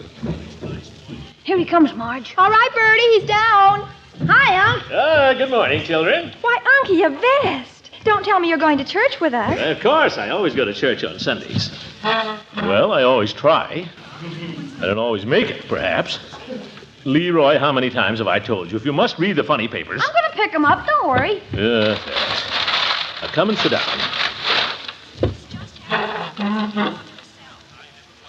Did you have a good time at the club last night, Unky? We had a very lovely meeting, yes. Leroy, if you're trying to crawl into that glass, it can't be done. I'm just trying to get all the juice. Well, sip it politely. No back somersaults. Remember, this is Sunday. Okay. Yeah, we had a very nice meeting last night, children. Dr. Needham was there. Dr. Needham at the Jolly Boys? What's so strange about that? What do you think goes on down there? What does go on down there, Unc? Never mind. It's for grown-up. What was Dr. Needham doing there? Is that why you're going to church? Well, a matter of fact, it's something that might interest you children. How would you like to have a baby to take care of? A baby? Unky, do you mean it? Oh, that'd be wonderful. No, wait a minute. Did you hear that, Leroy? A baby. I'd rather have a dog. Oh, but think what fun it'd be. You can do lots more things with a baby. Feed him and dress him and bathe him and play with him. Wait a minute. You can't teach him tricks. You can so. Dogs are smarter. They are not. You were a baby once. You mean to say you're not smarter than a dog? Well, it depends. Would it be a boy baby or a girl baby? And where are we going to get it? I'm coming to that if you'll just listen a moment. Oh, good morning, Bertie.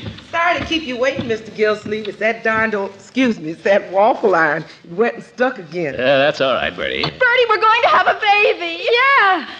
How's that? Yeah. Don't worry. It isn't going to make any work for you, Bertie.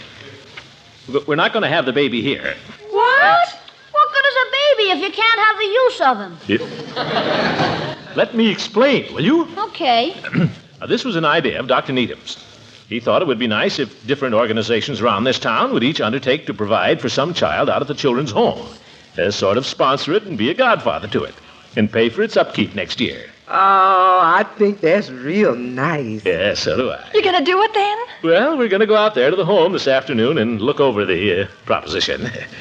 As a matter of fact, one of our members is holding out. Who? Never mind. Why don't you throw him out of the club? That's not the way that clubs are run, Leroy. Piggy threw me out of his club. I threw him out of mine. Well, the Jolly Boys try to be more democratic. Besides, we can't throw him out. He owns the clubroom. Mr. Gillsleeve, how old is this baby you're talking about? Well, I believe about 8 months, Bertie.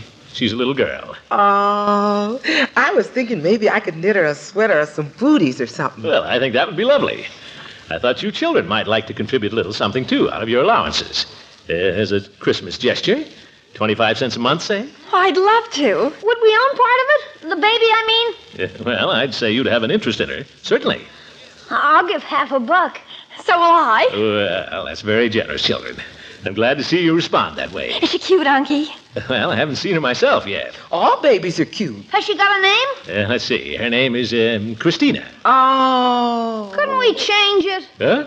Why, Christina's a beautiful name. I love it. It's crazy. I never heard it before. Oh, well, what do you know? Listen, I'm paying $50 for this kid. I got a right to name it. Children. Christina's the name she was born with, my boy. You get used to it. No, I suppose we can call her Chrissy. Say, when can we go out and see her, Unc? See her? Well, Hey, you know what I'm going to do? I'm going to make her a scrapbook. Kids are nuts about scrapbooks. Huh? When can we go out and see her, Unc? Why not this afternoon? Yeah, this afternoon. Well, I'm afraid that wouldn't be a very good idea. Oh, why not? You see, this is a club affair, and besides, so many people all at once might scare the baby. We wouldn't scare her as much as you will. And the chief of police. How would you like to see him leaning over your crib? Yes. Tell you what I'll do, children. I can't let you go this time, but when I get back, I'll tell you all about her. How's that? I told you, Marge, a dog is better. All right, eat your breakfast.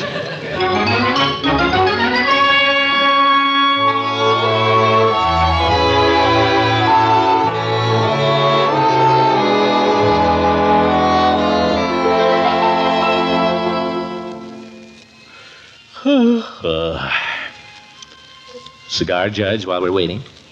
No thanks, Gildy. Peavy? Thank you. I never smoked the things.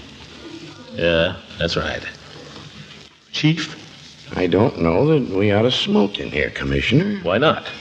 If we're careful, we're not going to set the home on fire. What isn't that? I don't think it'd be a good example for the children. There aren't any children around. They're all outside playing. Just the same, it wouldn't look good.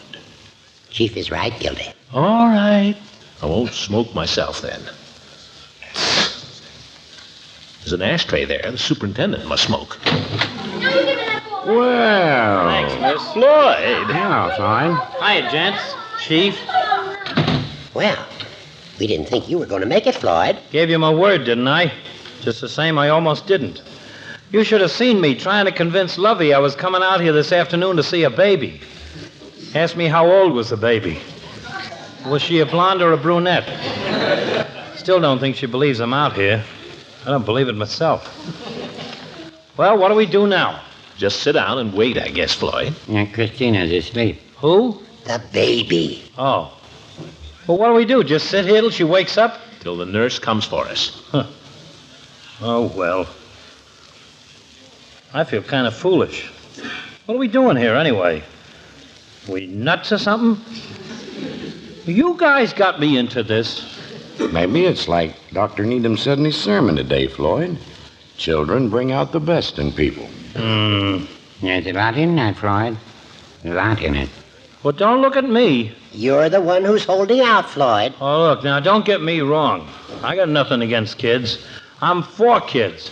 But when it comes this to is your chance to prove it. Now, Commissioner. So tell him to put up or shut up. Gentlemen, the baby's asleep. She's down in the nursery. She can't hear us. Commissioner, I don't think we have to worry. Now, Floyd may talk tough, but after all, he came here this afternoon, and I think we can take that to mean... Oh, no, you don't, Chief. I said I'd come here, and I came, but that's all. I ain't joining no baby syndicate. Like I said before, if you want to have a club where we have a little fun once in a while, quiet. She's awake now, if you gentlemen would like to come this way. Oh, thank you. Go ahead, Chief. After you, Commissioner. Judge? Thanks, Gildy. Come on, Floyd. Peavy. Just follow me, please. Oh, nurse, say, Yes, sir? I brought along a little something for the baby. It's candy reindeer. I don't think it'd hurt her. Well, that's very nice of you, but I really don't think she ought to have it. No? Well, you know best, of course. That's why I asked. You better frisk the rest of this gang, nurse. I bet they're loaded with stuff. I'd be glad to keep the reindeer if you like and give it to her when she's older. Would you? Thanks. Right through here, please. I'll just go ahead if you don't mind and see if she's still awake. All right, miss. We'll wait outside, fellas. It's the first time I was ever in an orphanage. It don't look so bad. That nurse don't look so bad either. Nice motherly type. Yeah. Well, no, I don't know. She's not so motherly. It's the uniform. It's all right. You can come in. Go ahead, fellas. Quiet now. No rumpus.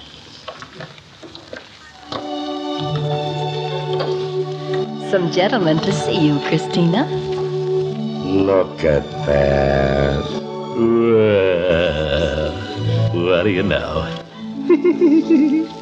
Come here, Floyd. Look. Huh.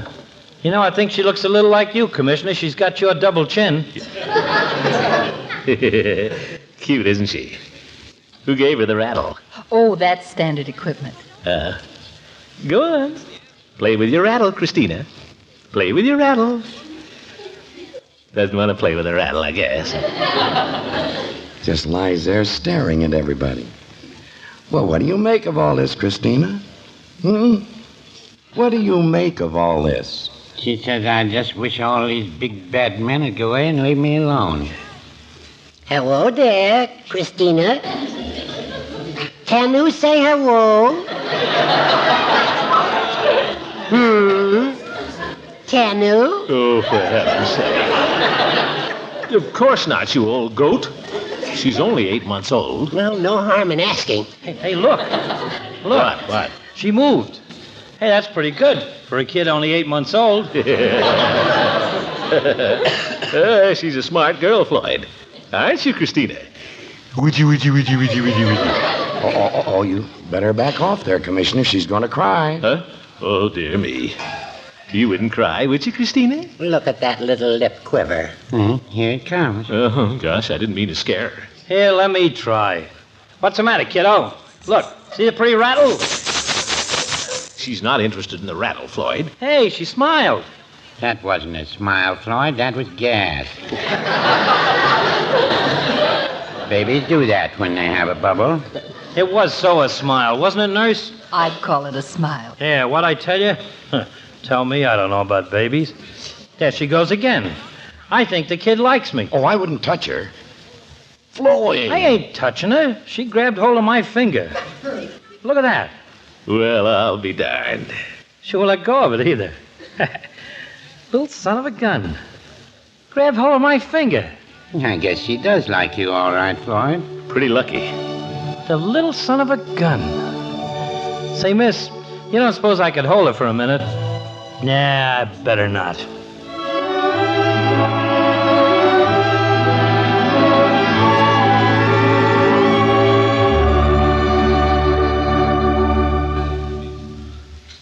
Before we go home, let's settle this, fellas.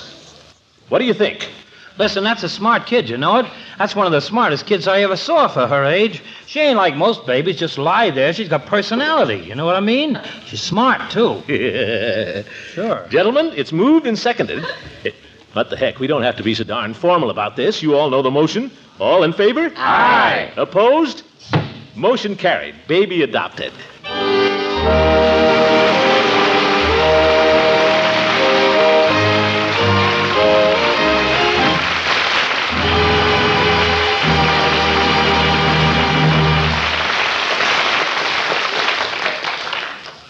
The Great Gildersleeve and the Jolly Boys will be back again very shortly. Many an expert homemaker is wearing a big smile these days now that she can serve the family super special salads made with the famous mayonnaise, which is once again available. Yes, it's really true. Kraft Kitchen Fresh Mayonnaise is back and in reasonable quantity. Kraft mayonnaise, you know, is a truly superior mayonnaise made from only choice ingredients. Fine salad oil, selected eggs, fragrant vinegar and spices. And as a final touch of inspiration, fresh lemon juice is added. With its distinctive homemade goodness, its rich, delicate flavor, Kraft mayonnaise glorifies any and every salad. Its texture, too, is something to be proud of. A special beater patented by Kraft gives Kraft mayonnaise a velvet smoothness almost impossible to accomplish in your own kitchen. In fact, it's mayonnaise nothing short of perfection. Kraft Kitchen Fresh Mayonnaise.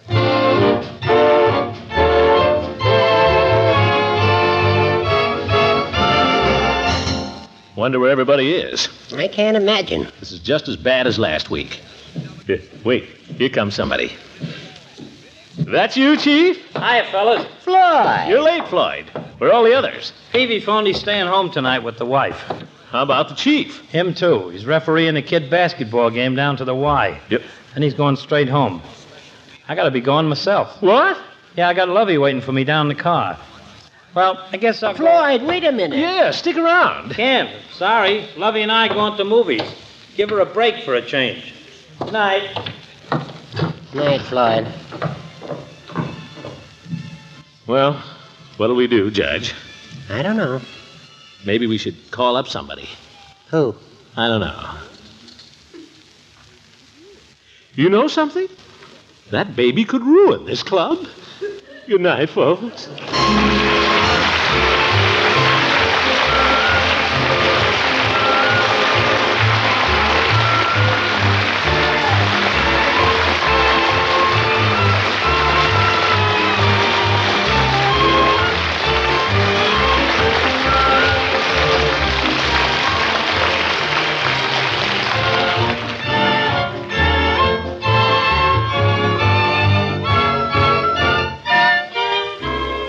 The Great Gildersleeve is played by Harold Perry. It is written by John Wheaton and Sam Moore. The music is by Jack Meakin. Included in the cast are Walter Tetley as Leroy, Louise Erickson as Marjorie, and Lillian Randolph as Bertie. Judge Hooker is Earl Ross, and Richard LeGrand as Mr. Peavy. This is John Lang saying goodnight for the Kraft Foods Company and inviting you to listen in again next Wednesday for the further adventures of the Great Gildersleeve.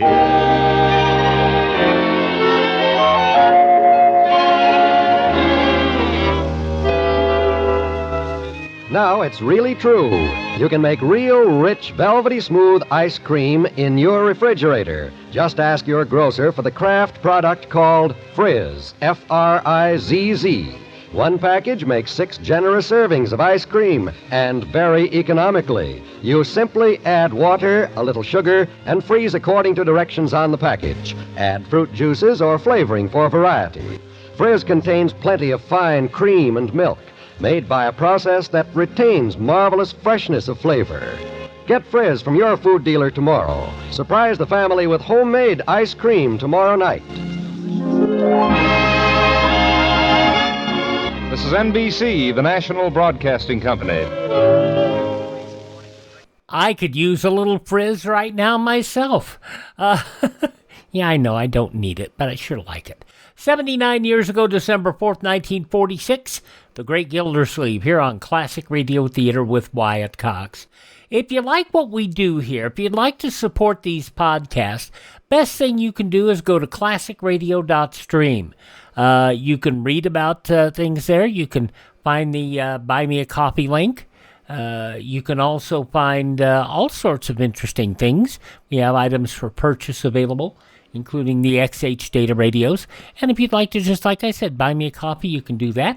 You can buy some Professor B's Digestive Aids. Try it out. That supports the show as well, particularly when you use the promo code Wyatt, W-Y-A-T-T. Up next, Fibber's going to take a walk to the lake. I don't think he's going to jump in the lake. He's just going to walk to the lake. Maybe.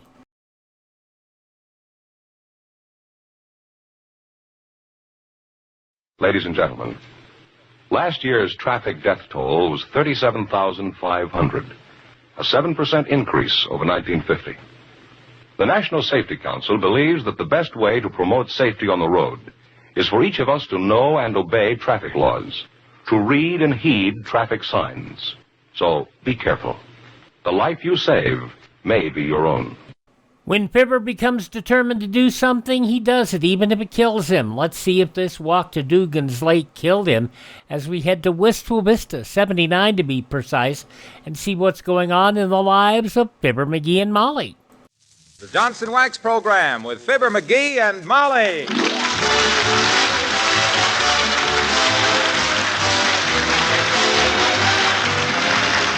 The makers of Johnson's Wax products for home and industry present Fibber McGee and Molly, written by Don Quinn and Phil Leslie, with music by the King's Men and Billy Mills Orchestra.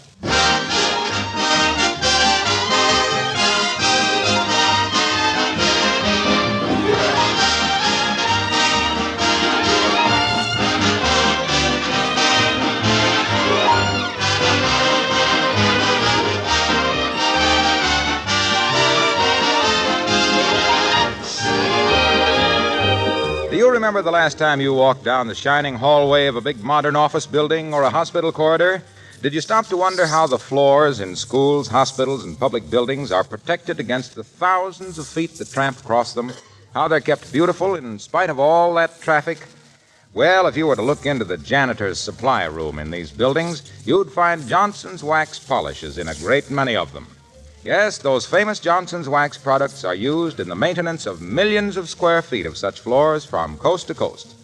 Careful tests have proved the wax method to be best for beauty, best for economy, and labor saving. And in these fields, too, polishes that bear the Johnson label are given top rating. If you have anything to do with the problem of maintaining the floors in schools, hospitals, churches, office, and public buildings, it will pay you to write to S.C. Johnson, Racine, Wisconsin, or Brantford, Canada, for full details.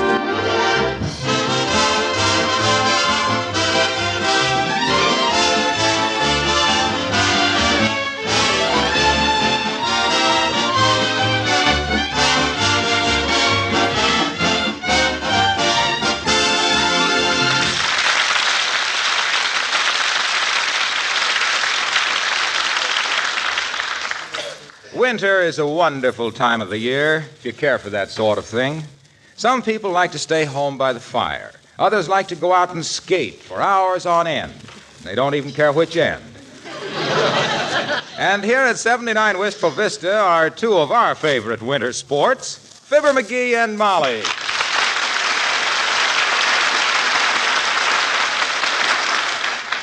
Don't get so close to the fireplace, dearie. You'll fall in. Think I ought to put on another log on? No, I don't. You've got it so hot in here now, the doorknobs are turning brown. Yeah. Maybe it is a little warm at that. I'll open the window a second. Get a load of that ozone. Put that window down, please. Oh, boy, that air is wonderful out there. Well, leave it out there. Don't bring it in here. This is the kind of a night for a long walk, you know what? I'd like to get into my mucklucks, wrap a muffler around my neck, and hike out to Dugan's Lake and back. Well, include me, as the saying goes, out. I'm very happy right here. with my glass of root beer, my new murder mystery, and my pan full of popcorn, if you'll pardon the vulgar expression. Yeah, but gee Yeah, whiz. you hitch up the dog sled and carry the serum to Alaska. Mommy stays home. Go on, mush. Yeah. Shucks, we may not have another night like this all winter. Clear, sharp, and beautiful. Makes your blood tingle. I can get the same effect by sitting on my foot for 20 minutes. Oh, gee whiz, I don't want to go alone. I just thought You were maybe... just bluffing, dearie. I know you. You wouldn't stir away from this fireplace tonight if it was snowing $10 bills. Oh, yeah? Well, I'll show you who's bluffing, Tootsie. By George, I'm going to get into my coat and walk clear out to Dugan's Lake and back. That's where I'm going to walk clear out to and back.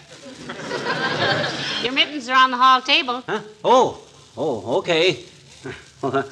Well, here I go. I'm going now. Hello, Mrs. McGee, Mr. McGee. Oh, hi, Alice. Hello, Alice, dear. Creepers, you both look comfortable and happy sitting by this wonderful fire. Well, himself here thinks it's very exhilarating weather, Alice. He's even thinking of taking a long walk. Out to Dugan's Lake and back, Alice. Are you kidding, Mr. McGee? Why, it's colder than the keel of a kayak. Bah, just a tang in the air, that's all. Look, what do you say we all go? We can throw snowballs on the way and build a snowman. Ha, ha, ha, ha, ha. Dive into snowdrifts. Have fun. Come on, let's go. Have some popcorn, Alice? Yes, thank you. What are you reading, Mrs. McGee? Oh, it's a new crime club book, Alice. The Man Who Asked Why. Oh. Oh, it's wonderful. I've read page 39 4 times, thanks to my little lover of the great outdoors here.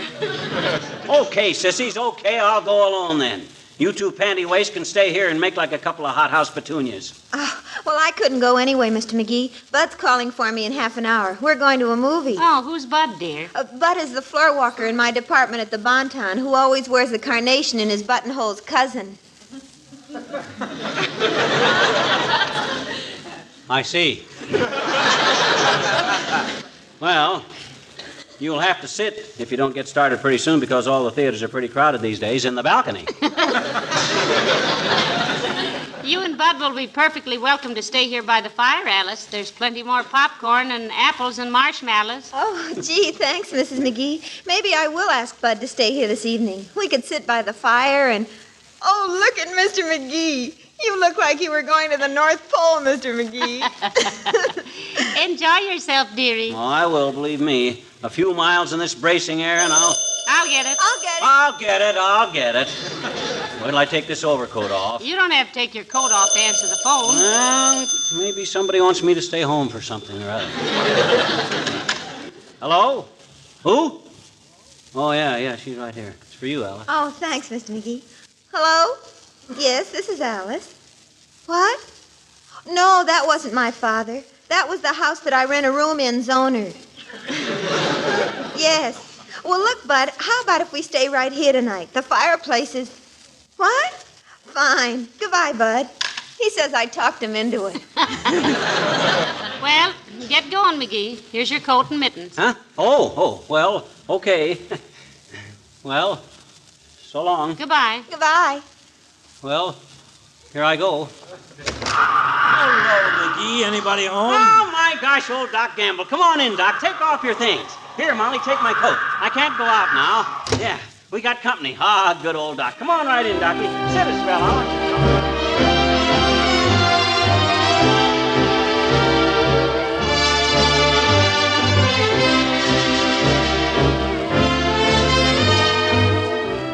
Well, this has all been very nice, but I don't want to upset any of your plans. I see little Bucklewart here is all dressed up to go out. Ah, forget it, Doc. Stick around. I'm just going out for a little stroll is all. Nothing important. A little stroll? In this blizzard? Why, your ears would drop off before you got to the corner. Not that wouldn't be a facial improvement. Yeah? He says he's going to walk out to Dugan's Lake and back, Doctor. Creepers, that's quite a hike. I rode out there once on the back of a fellow I knew at the airplane plant named Ozzie Simpson's motorcycle. And was it ever rugged? Oh, you said it. Oh, sure. You're all making a lot of fuss about a little walk in the crisp winter air. I like winter walking. I feel marvelous with the wind in my face, head up, chest out, swinging my arms with the frosty stars twinkling down. Oh, stop it, you little double-malted extrovert. Well, you hate winter weather as much as I do. Anytime I deliberately walk into a gale, it'll be Gale Patrick. Where are you going, Alice? Oh, I've got to go up and fix my hair, Doctor. My boyfriend is coming over. Have a nice walk, Mr. McGee. Thanks, kid. I will. Take off your things, boys, and relax. I guess McGee's in for the night. Why, of course he is. Ain't a fit night out for man nor beast. Not that McGee could be classified as either one. I never heard such a lot of silly nonsense about a little walk in the fresh air. Okay, go ahead, deep freeze. We'll give you a 10-minute start, and then we'll send out the St. Bernards. What a switch that is. The dog's going to you.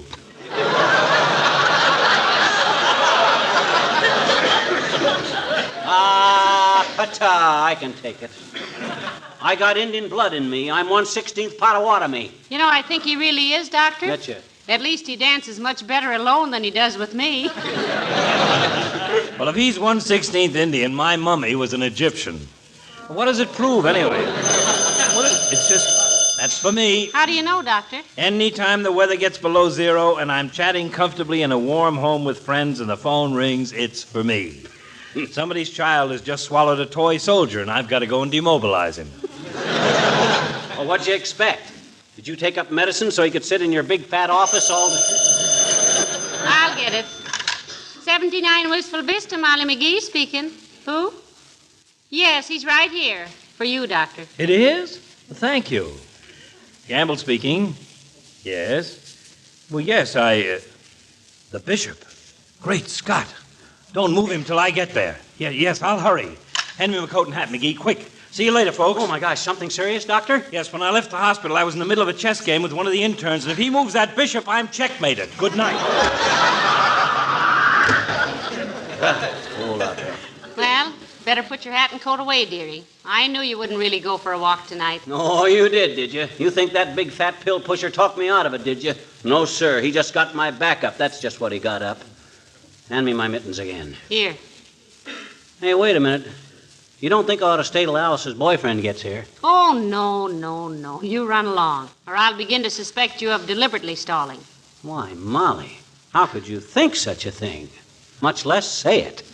Why, I've been just waiting for a night like this, with the lacy branches of the trees glittering with ice, Oh, my. with the clean, fresh air blowing through these mittens. Have got a hole in them, did you know it? I'll mend them when you get back, sweetheart. Have a nice walk. Huh? Oh, I sure will.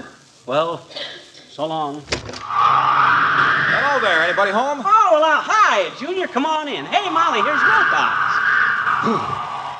Cold out there. Yeah.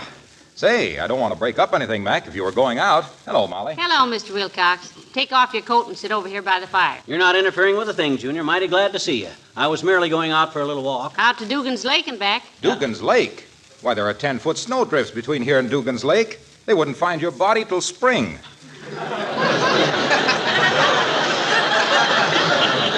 Why, it's so cold out, General Grant's statue is flapping his arms. Please, Junior, you know I don't like to hear people exaggerate. Anyway, cold weather don't frighten me. I was a fur trapper up north of Winnipeg for several years, you know that. And that's where they make the weather. I'll never forget one time. Here, let's take our coats off and be comfortable, Junior, huh? Okay. Yeah, that's it. I'll never forget the time I was running my trap line and I smacked into a blizzard 32 miles from my cabin. Gee, was it cold? Was it cold?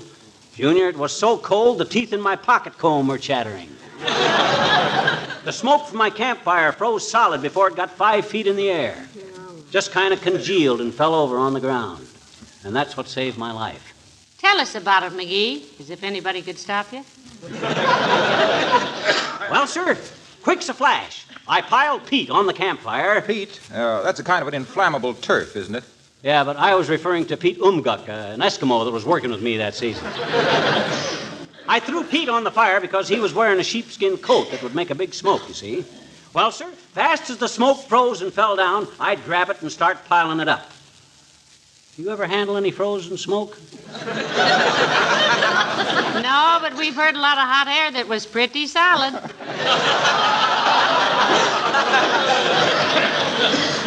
Well, sir, frozen smoke is kind of like putty. Quite pleasant to work with. And in 15 minutes, I'd build us a little igloo out of that frozen smoke that Pete and I lived in for 10 days. And that darn near cost us our lives. Why, pal? Did you inhale part of the ceiling? No, but me and Pete was playing a game of Red Dog when the thaw come. All of a sudden, there we was, strangling and gasping and coughing. That frozen smoke had melted and was choking us to death. Holding my breath, I grabs Pete and hauls him out into the open air. Then I rushes back into that cloud of smoke. Oh, dear. What on earth for, dearie? I'd left my cigarette burning. Dangerous thing to do in the woods. Well, sir, that little experience taught me a valuable lesson, Junior. It did, eh? Yes, sir. From that day on, I never played another game of Red Dog with an Eskimo. Well, if you should trap a few seals on your way to Dugan's Lake tonight, dearie, Mother could use a nice new coat, you know. Hey, are you serious about taking a walk tonight, Mac? I never been seriouser in my life, Junior. There's nothing better for the inside of a man than the outside of a house, I always say. Remember, all our famous men have been great walkers. Oh, I don't know, dearie. You know, Christopher Columbus rode a boat, Paul Revere rode a horse, and Fred Allen rides Jack Benny. Yes, and don't forget that for a while walking met a great deal of opposition, too. What do you mean, opposition? Whom from? Housewives. Oh, how do you like that? I ran into that with my big fat eyes wide open. Why can't I ever Well, what learn? I mean is, housewives used to complain about people walking over their kitchen linoleum, tracking it up with mud and snow and rain. But that was before they discovered Johnson's self-polishing glow coat. You're not whistling Dixie, Mr. Wilcox. Yes, you know that housewives now, they know that spilled things and foot tracks can be so easily and quickly wiped off a Johnson glow-coated linoleum. Why, now they welcome the milkman on a muddy day. Yeah, they do if he's got any butter, anyway. Otherwise, they might In fact, you know, glow coat is one of the great labor-saving devices of the 20th century. No rubbing, no buffing. Just spread it around and let it dry. No fuss, no fume, no fret, no more popcorn. No. Now, McGee just ate the last handful, Mr. Wilcox. Can you wait till I pop some more? No, thank you. I've got to get along home. My wife promised me we were going to have crab louis for dinner tonight. Oh, well, trot along, Waxy. Don't keep him waiting.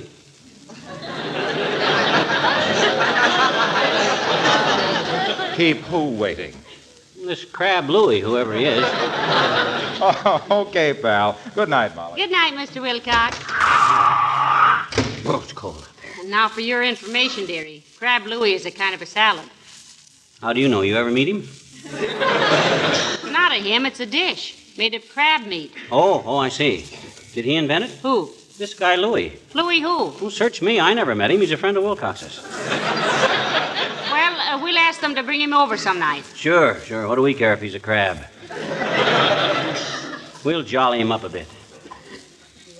Well, I suppose I better be making some more popcorn. No, dearie, I'll make the popcorn. You go on and take your walk. That is, if you weren't just kidding about it all this time. What do you mean, kidding? When I say I'm going to do something, I'm going to do it.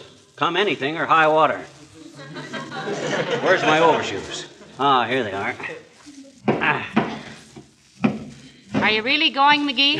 You betcha. And save a little popcorn for me. I won't be gone more than 3 or 4 hours. Nothing like a brisk hike in the winter air to give a guy an appetite. Well, so long now. Goodbye, Pet. Thank you, Mr. McGee. I was just about to ring the doorbell. Oh, well, look who's here. Hi, Carsty. I'm glad to see you. Come in. Hey, Molly, look who's here. It's it's Mrs. Carstairs. Do come in, Mrs. Carstairs. Shut that door, McGee, from either side. Carsty, you'll never know how glad I am to see you. Shake hands and pardon my mittens. Thank you, Mr. McGee. Goodness, that fire feels good, Mrs. McGee. If I may quote my husband, I'm colder than a well-digger's memories. But am I detaining you, Mr. McGee? I see you're dressed to go out. Oh, no, nothing important, Carsty. Just going out for a little stroll. Yes, out to Dugan's Lake and back. Really? At 12 below zero? If you have a grudge against your insurance company, Mr. McGee, wouldn't it be simpler just to stand up in the bathtub and stick your wet finger into a light socket? I guess you underestimate me as an outdoors man, Carsty. Did you know I was a fur trapper for several years up in the Saskatchewan country? Oh, dear. I'll never forget. One day I got caught in a terrific blizzard 32 miles from my cabin. Good heavens, Mr. McGee. Was it cold? Was it cold? My cow gave ice cream for 2 weeks. Amazing. Yes, it seems an utter impossibility. Anyway, Carsty, here I was, caught in this terrific blizzard. Even the smoke from my campfire froze before it got 5 feet into the air. Just kind of congealed and fell to the ground. And that's what saved my life. 'Cause quick's a flash, I piled peat on the fire, and when I got him going good...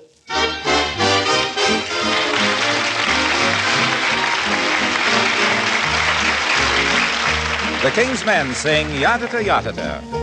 When I put my arm around you and we're going for a walk, must you yet-a-day, yet-a-day, yet-a-day, yet-a-day, talk, talk, talk?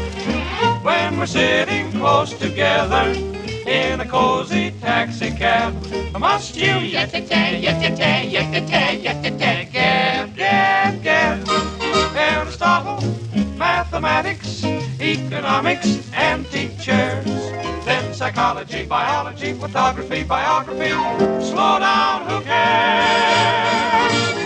There's a brand new moon this evening, and the weather should be fine. If you yet-a-day, yet-a-day, yet-a-day, yet-a-day, same old line, I'll politely close your lips with mine. Whenever I try to say a word, it never gets past my throat. Here's a little sample conversation I heard. Pardon me if I quote. My last pair of nylons developed to run from the knee to the toe. Do you know anyone who can get any more without standing in line? Don't you think Spencer Tracy is simply divine? Shall we go to a movie, my dear? By the way, do you like the new turban I'm wearing today? Can we find a cafe with a nice atmosphere? I would so love a steak. Did you say something, dear? You do it every time. There's a brand new moon this evening, and the weather should be fine. If you yet-a-day, yet-a-day, yet-a-day, yet-a-day, same old line. Though I'd really love to pop you, I know the only way to stop you is to close your lips with mine.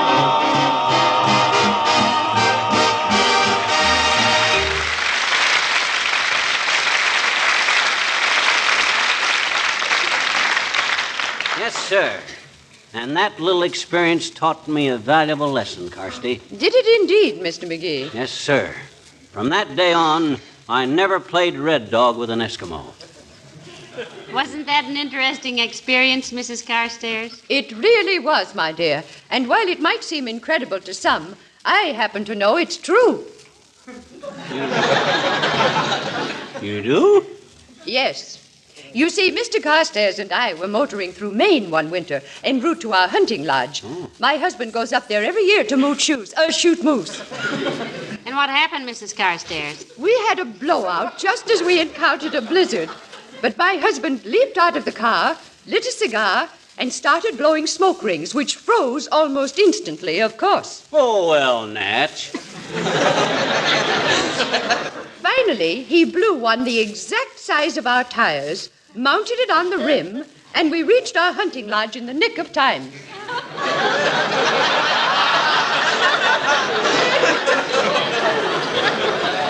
What did you do when it melted, Millicent? Oh, we're still using it, my dear. Yes, it's quite amusing how that tire has baffled our ration board. And do you know, every cold winter day since that time, my husband has smoked rough-cut tobacco. What for, Carsty? He's trying to blow a smoke ring with a tread on it.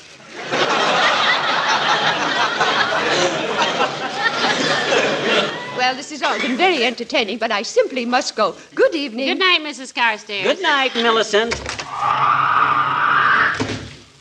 Did you ever hear such a line of malarkey in all your born days? Who does she think she's kidding with that smoke ring stuff? Frozen smoke rings. Why, that's impossible. You know how some people exaggerate, dearie. Yeah. And you better get out of that overcoat. It's too late to go for a walk now. Too late for who? I ain't afraid of the dark. I said I was going to walk to Dugan's Lake and back, and by George, I'm going to do it. And right now, too. Where's my mittens? Oh, here they are. Well, so long. Bless his brave little heart.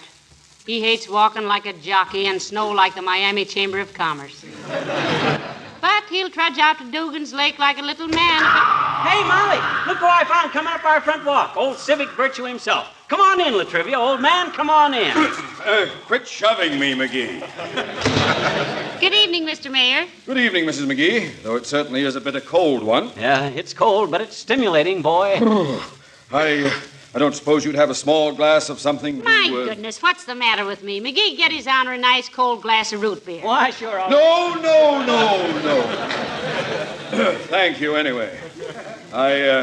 Come to think of it, if I took any liquids, I'd clink all the way home. As I was saying to our street commissioner this morning, Bunderson, I said, this is the coldest... Incidentally, Latrivia, how much does he get a year? Who, the street commissioner? Ah. Well, you're a taxpayer, so I suppose you're entitled to the information. His salary is $7,500 per annum. How much is that a year? Per annum means per year, McGee. Oh, well, is that in addition to his commissions, Latrivia?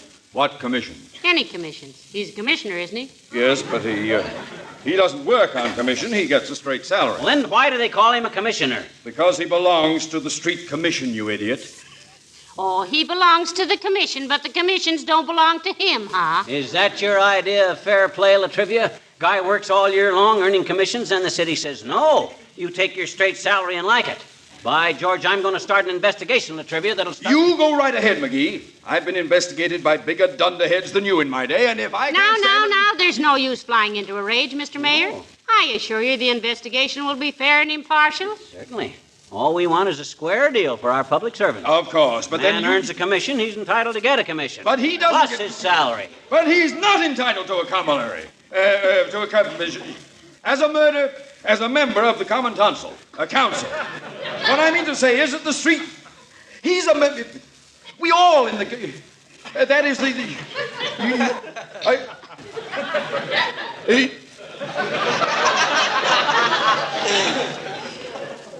McGee. Hey? Will you do me a favor? Why, of course he will, Mr. Mayor. Just name it, Latrivia. Well, when you get to Dugan's Lake, will you walk out to the exact middle of it and jump up and down hard?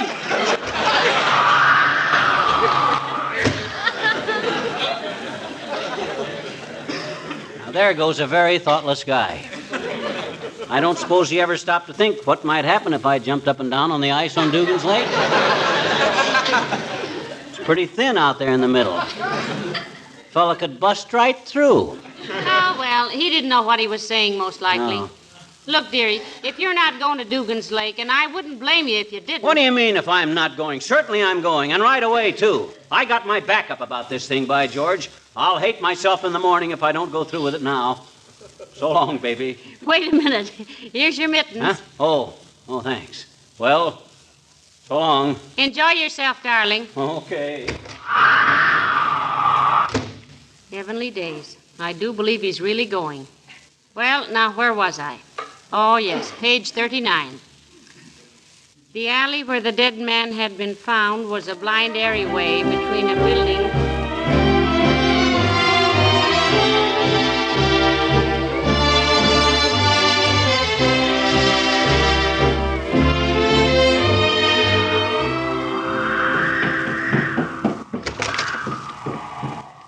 Hey, Molly, I'm home, safe and sound. What time is it? Oh, hello, dearie. It's just 10:30.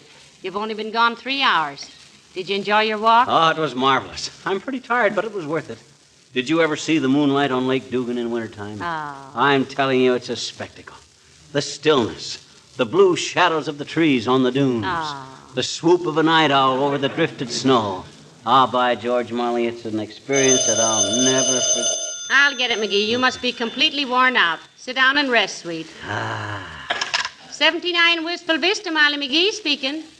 Yeah? Who? Oh, he did? Ah, well, thank you very much, I'm sure. Goodbye. It was Kramer's drugstore, McGee. Kramer's drugstore? What'd they want? They said to tell you left your mittens on the pinball machine.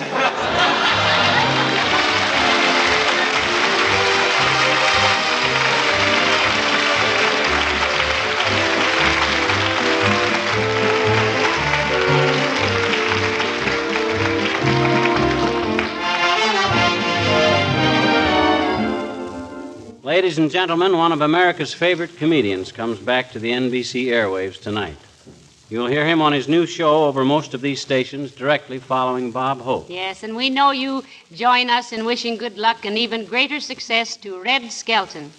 Red has spent 2 years in the Army, folks, doing a grand job of entertaining our men here on the high seas and in Europe.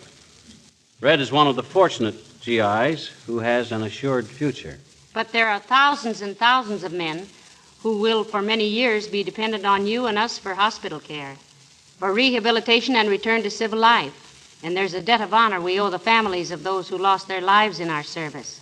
The only way we can really pay these obligations is by our purchases of victory bonds, a profitable security for you and a much-needed loan to our country. Remember, it's strictly GI, government issue, a grand investment, and gratitude implied. Good night. Good night, all.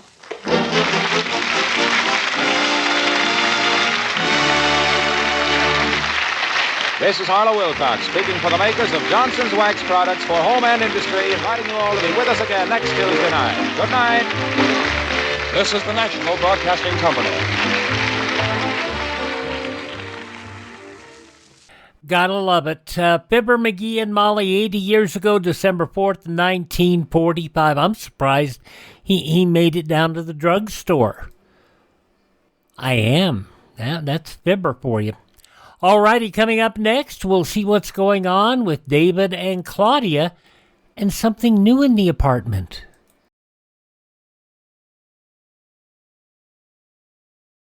One of the great musical events of this year is a motion picture. It is called Electroglide in Blue. Its soundtrack features the talents of many top contemporary artists, including the hit single Tell Me, sung by Terry Kath of Chicago, now available on Columbia Records. Electroglide in Blue is something to hear and something to see. From United Artists, rated PG, parental guidance suggested. Try to dig up some more of those trailers, promos for the movies. Anyway, let's get back to the old-time radio stuff with Claudia and David. 78 years ago, December 4th, 1947. Something new in the apartment? Your Coca-Cola bottler presents Claudia.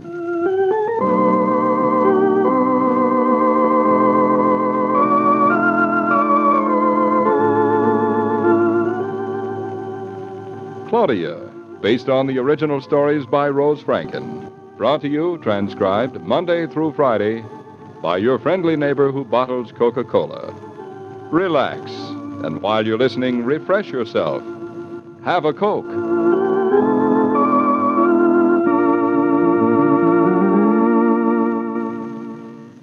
And now, Claudia.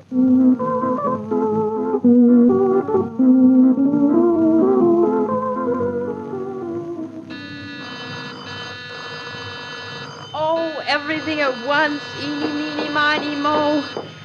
Oh, Mom, is that you out there? It's me. Let me in. I can't. The phone's ringing. Well, just open the door. I let myself in. Oh, it's more complicated than that. Please wait. Claudia. Hello? Oh, David, I can't talk to you. Mom is out in the hall waiting to come in for dinner. Of course I intend to let her in, but you rang at the same time, so I couldn't. Of course, I would have opened the door first if I could have, but there's a big, heavy crate you bought us in front of it, and I can't move it. It came while I was out. When will you be home? You're at the corner? Why didn't you say so? I wouldn't have wasted so much time talking to you. I love to, but I've got to rescue Mama. Coming, Mama. That was David. Let me in, Claudia. I feel like a cigar store Indian standing out here on your doorstep. Now, Mama, before I open the door, I want to explain to you. There's a big crate right in here in front of the door, about 4 feet tall and 4 feet wide, and it's very heavy, and I can't move it. And the door won't open wide, so you'll just have to squeak through it sideways. Really, Claudia, you make coming to visit you so simple and pleasant. What's in the crate? I don't know, something David went shopping for yesterday. Now, I'll open the door as far as it'll go, but don't walk into it. All right, Claudia. That's only 6 inches. Well, how wide are you? More than 6 inches. You just have to hold your breath, Mama. What is that crate doing in front of the door anyway? I don't know that either. I was out shopping. When I came back, I could hardly get in the house myself. The elevator man must have let the crate in. Anyway, try it, Mama. Take off your hat and coat. If I take off my nose and hips, too, it still won't be enough. Now, here comes my foot. Now an arm. See, you're doing fine. Now take a deep breath and stand as tall as you can stand. That's how I did it. And try to imagine you're a noodle. Here I come. It's now or never. Ouch! Good, you made it. I'm a very squashed noodle. You look very rakish, Mrs. Brown, with your hair over one eye and the buttons open down the front of your dress. I'm exhausted. That crate better be worth the trouble. David went shopping for it yesterday, and he said it was his contribution to the running of the household. And I promised I wouldn't open it till he came home. He won't be able to come home. He's thicker than I am. Now we'll just sit here and relax, Mama. Dinner's all ready. You ought to see my kitchen. It's as neat as a pin. I've gotten so I don't dirty it. One extra dish. I only dirty the unextra ones. You know, the ones I use. But you have to wash dishes yourself. You get a little careful before you use one. It's all a matter of being organized. Good evening, Claudia. Mother. But David. What's the matter? Aren't you glad to see me? But David. It's me. You look as if I had just materialized out of thin air. I think you have just materialized. I think you're a ghost. As a matter of fact, I don't think you exist at all. Well, that's an original greeting, I must say. We were all ready to get you through the front door with a shoehorn. I'm sorry to disappoint you, darling, but I came in the back door. The back door? Mama, the back door. It's only for milk. Oh, I give up anyway. My brilliant woman, I can see who the brain around here is. Well, don't get too conceited about it. David, tell us what's in the crate. Well, what do you think? Do we have to guess? Yep. Oh, I give up. I give up, too. Thank heavens. Now, David, tell us. I won't tell you. I'll open the crate and let you see it yourself. Oh, you miserable good-for-nothing. I hate you. I never keep you in suspense like this. Is not fair. I'm going to rip it apart with my bare hands.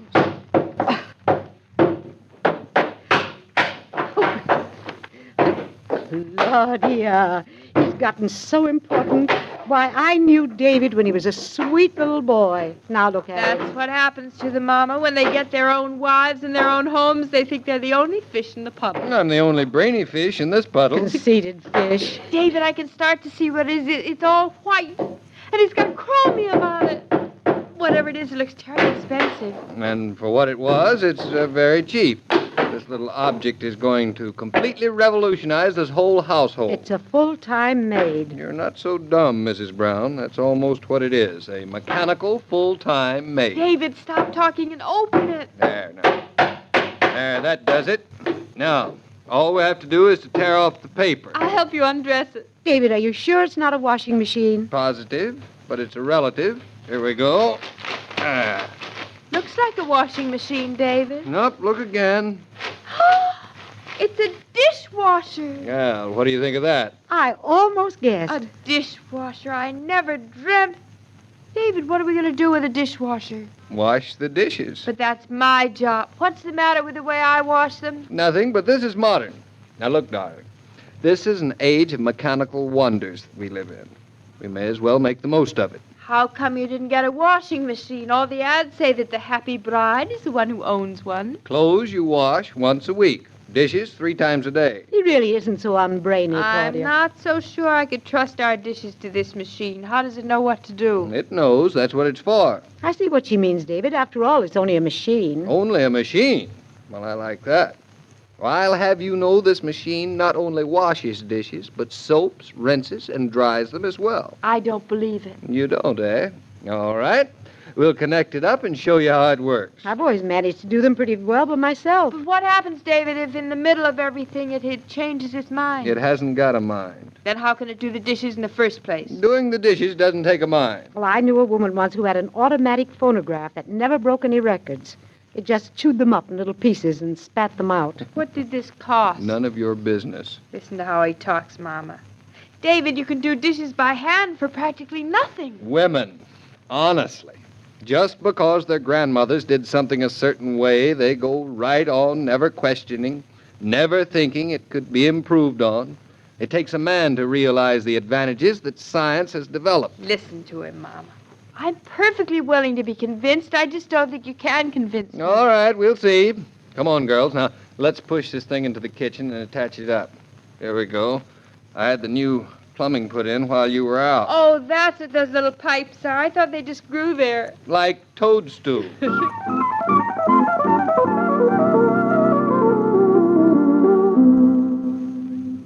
David, is it going to work? We'll soon see, but I want you to keep one thing in mind. I think we can manage that. Now, I have installed this machine very rapidly. Of course, according to the directions. Exactly according, darling. But nevertheless, it was a quick job, so... I hope you notice, Claudia. He's already making excuses. I notice. But I always say that if something is good, it'll work no matter what. Hush up, you two. Now, Claudia, read the directions again and tell me what the next step is. Read the directions. You sound like a school teacher, David. Mama, why is it that when a man gets mechanical, he gets stuffy, too? Claudia, read the directions. The directions say that the next thing is to wash the dishes. Now, let me see. All right. Now, look carefully, Claudia. Now, this metal basket, you see here? Yeah. Now, this is where you put the dishes. And here the glasses? Right. And here the silver. Right. Now, before you start, you put in the soap right through here. Then you close the top, turn on the water, and that's all there is to it. You mean now we can take a walk, and when we come home, the dishes will be all washed and hung up to dry? Exactly. You know, I'm starting to think David wasn't just talked into this dishwasher by some super salesman at the store. I'm not the kind of man who gets talked into things, except getting married. Now, let's put in the dirty dishes. Dirty dishes? Yes, hand them over here to me, will you? We haven't any. We haven't had dinner yet. Claudia prepared dinner for 3 and not a dirty dish left over. This is a fine how do you do. I go to all of this trouble, and what do I find? No dirty dishes. I'm sorry, David. Well, we'll adapt ourselves to the situation. We'll wash the dishes before we eat. Before? It sounds like an awful waste of energy. Do it, Claudia. Don't argue. That's true, Mama. The machine won't mind. What's 100 dishes, more or less? I'm certainly glad David didn't bring home a washing machine. We'd probably have to undress on the spot. David, can't we put the clothes in this, too? No. The directions only specify dishes. Now, in the plates go. Here we go. Yes. Put in a dozen plates, all right? And the glasses go right here in the middle. Put them carefully, David. Glasses break easily. Not in this machine, they don't. It's the last word. Shh. You'll make it self-conscious. Now then, put the silver in this little basket, darling. That's right. Yeah. And I'll pour in some soap. It all looks too simple to me. Mrs. Brown, don't you have any faith in the 20th century? Now then, we put down the lid and lock it like so. There we are. It's all ready to go. Do I turn the water on, David? Now let me take one last look at what the book says. Let's see. When lid is firmly closed, turn on water. Hot or cold? Hot. Well, hold on to your hats. Here we go. Oh, I don't dare look. What's happening, David? Here, you can peek through the glass top. Why, it's marvelous. This thingamajig is going around like a merry-go-round. And all the water! Just like Niagara Falls. David, you're a genius to have bought it. I always said there's nothing like modern machinery. Look, it's doing the rumba. Now watch. The soap is going to be added to the water, see? It's almost human. It's more than human. It's fantastic. No mess, no work, no water on the floor. Mama, we'll buy you one. Thank you. David, is it supposed to make that noise? All of a sudden, it sounds like our car. When you drive it. Did it make that noise in the store, David? That noise, Mother? It's just part of the way it works, I guess. The dishes must be getting dizzy. They look as though they're having a wonderful time. Yes. Yes, it does sound a little noisy to me. Or maybe we better switch it off. In the middle of everything? Oh, no, we can't. It'll have a nervous breakdown. You know, it is possible that something has gone wrong. David, look, it's not doing a rumba anymore. It's jitterbugging. It looks as if it's going to run away. I think something might be stuck inside. Maybe I'd better open it and see. Did the directions say it's all right to open it? I don't see how it could possibly hurt. Maybe you better just switch it off. I don't think you can switch it off until it's gone through all 3 stages. I'll just open the top a little and see if anything's Be careful, stuck. David. Don't put your head in. Now stand back, you two. Don't look so nervous, Mother. Nothing's going to happen. Oh, what could possibly happen? Such an intelligent machine. All right. All right, now. Get ready. Here we go. There you are. David, you're drowned. I've got soap in my eye. The dishes, David, they're going to jump out. Oh, I can't look. We can't get it shut. Move aside, I'll help you. I'm all wet. Well, Claudia, hold the glasses down. Jack, here comes the silver. The top's stuck. David, I'm getting dizzy going on with the glasses. I'm turning off the faucet. Don't touch a thing, Mother. Don't touch a thing. The direction says to leave them on. I kind of remember them. Men and machines. Give me the old-fashioned way. My kitchen was so clean and dry. But, darling, look. It's working beautifully. The dishes are immaculate. David, they were before we started. Well, they're more immaculate now. And you're getting your floor washed in the bargain. Darling, don't apologize. I love this silly machine. Just close the top. I'm trying to. Hey, Mother. Mother, come on in. The water's fine.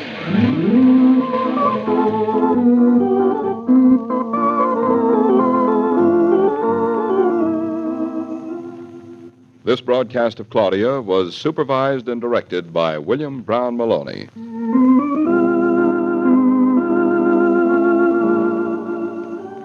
Even when they're noisy and unruly, you love to have your children's friends in the house because you know that the homes children enjoy are warm, friendly, happy places.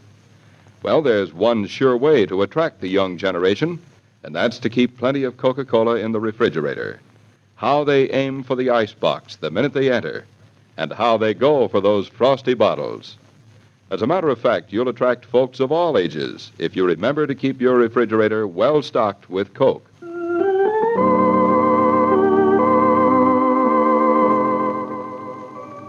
Every day, Monday through Friday, Claudia comes to you, transcribed, with the best wishes of your friendly neighbor who bottles Coca-Cola. So listen again tomorrow at the same time. And now this is Joe King saying au revoir, and remember, whoever you are, whatever you do, wherever you may be, when you think of refreshment, think of Coca-Cola. For ice-cold Coca-Cola makes any pause the pause that refreshes.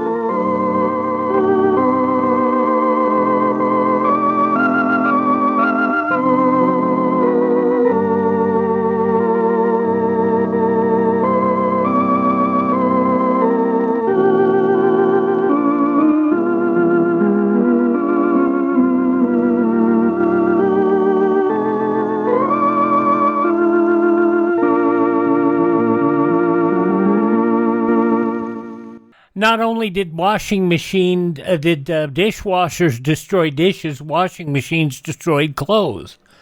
You know, it all took time to get right. 78 years ago, December 4th, 1947, Claudia, here on Classic Radio Theater with Wyatt Cox. We'll have more comedy tomorrow with some special programs. 30 Minutes in Hollywood, starring Georgie Jessel, going back 88 years, with George Raft. Also, Groucho and You Bet Your Life. The Lucky Strike program starring Jack Benny as Jack goes Christmas shopping for Don Wilson, looking for paints. Seems Don is taking up painting. What could go wrong? And a trip to the hospital for Lum and Abner. That'll be coming up tomorrow as well. And another episode of Claudia. That's all coming up on our next program.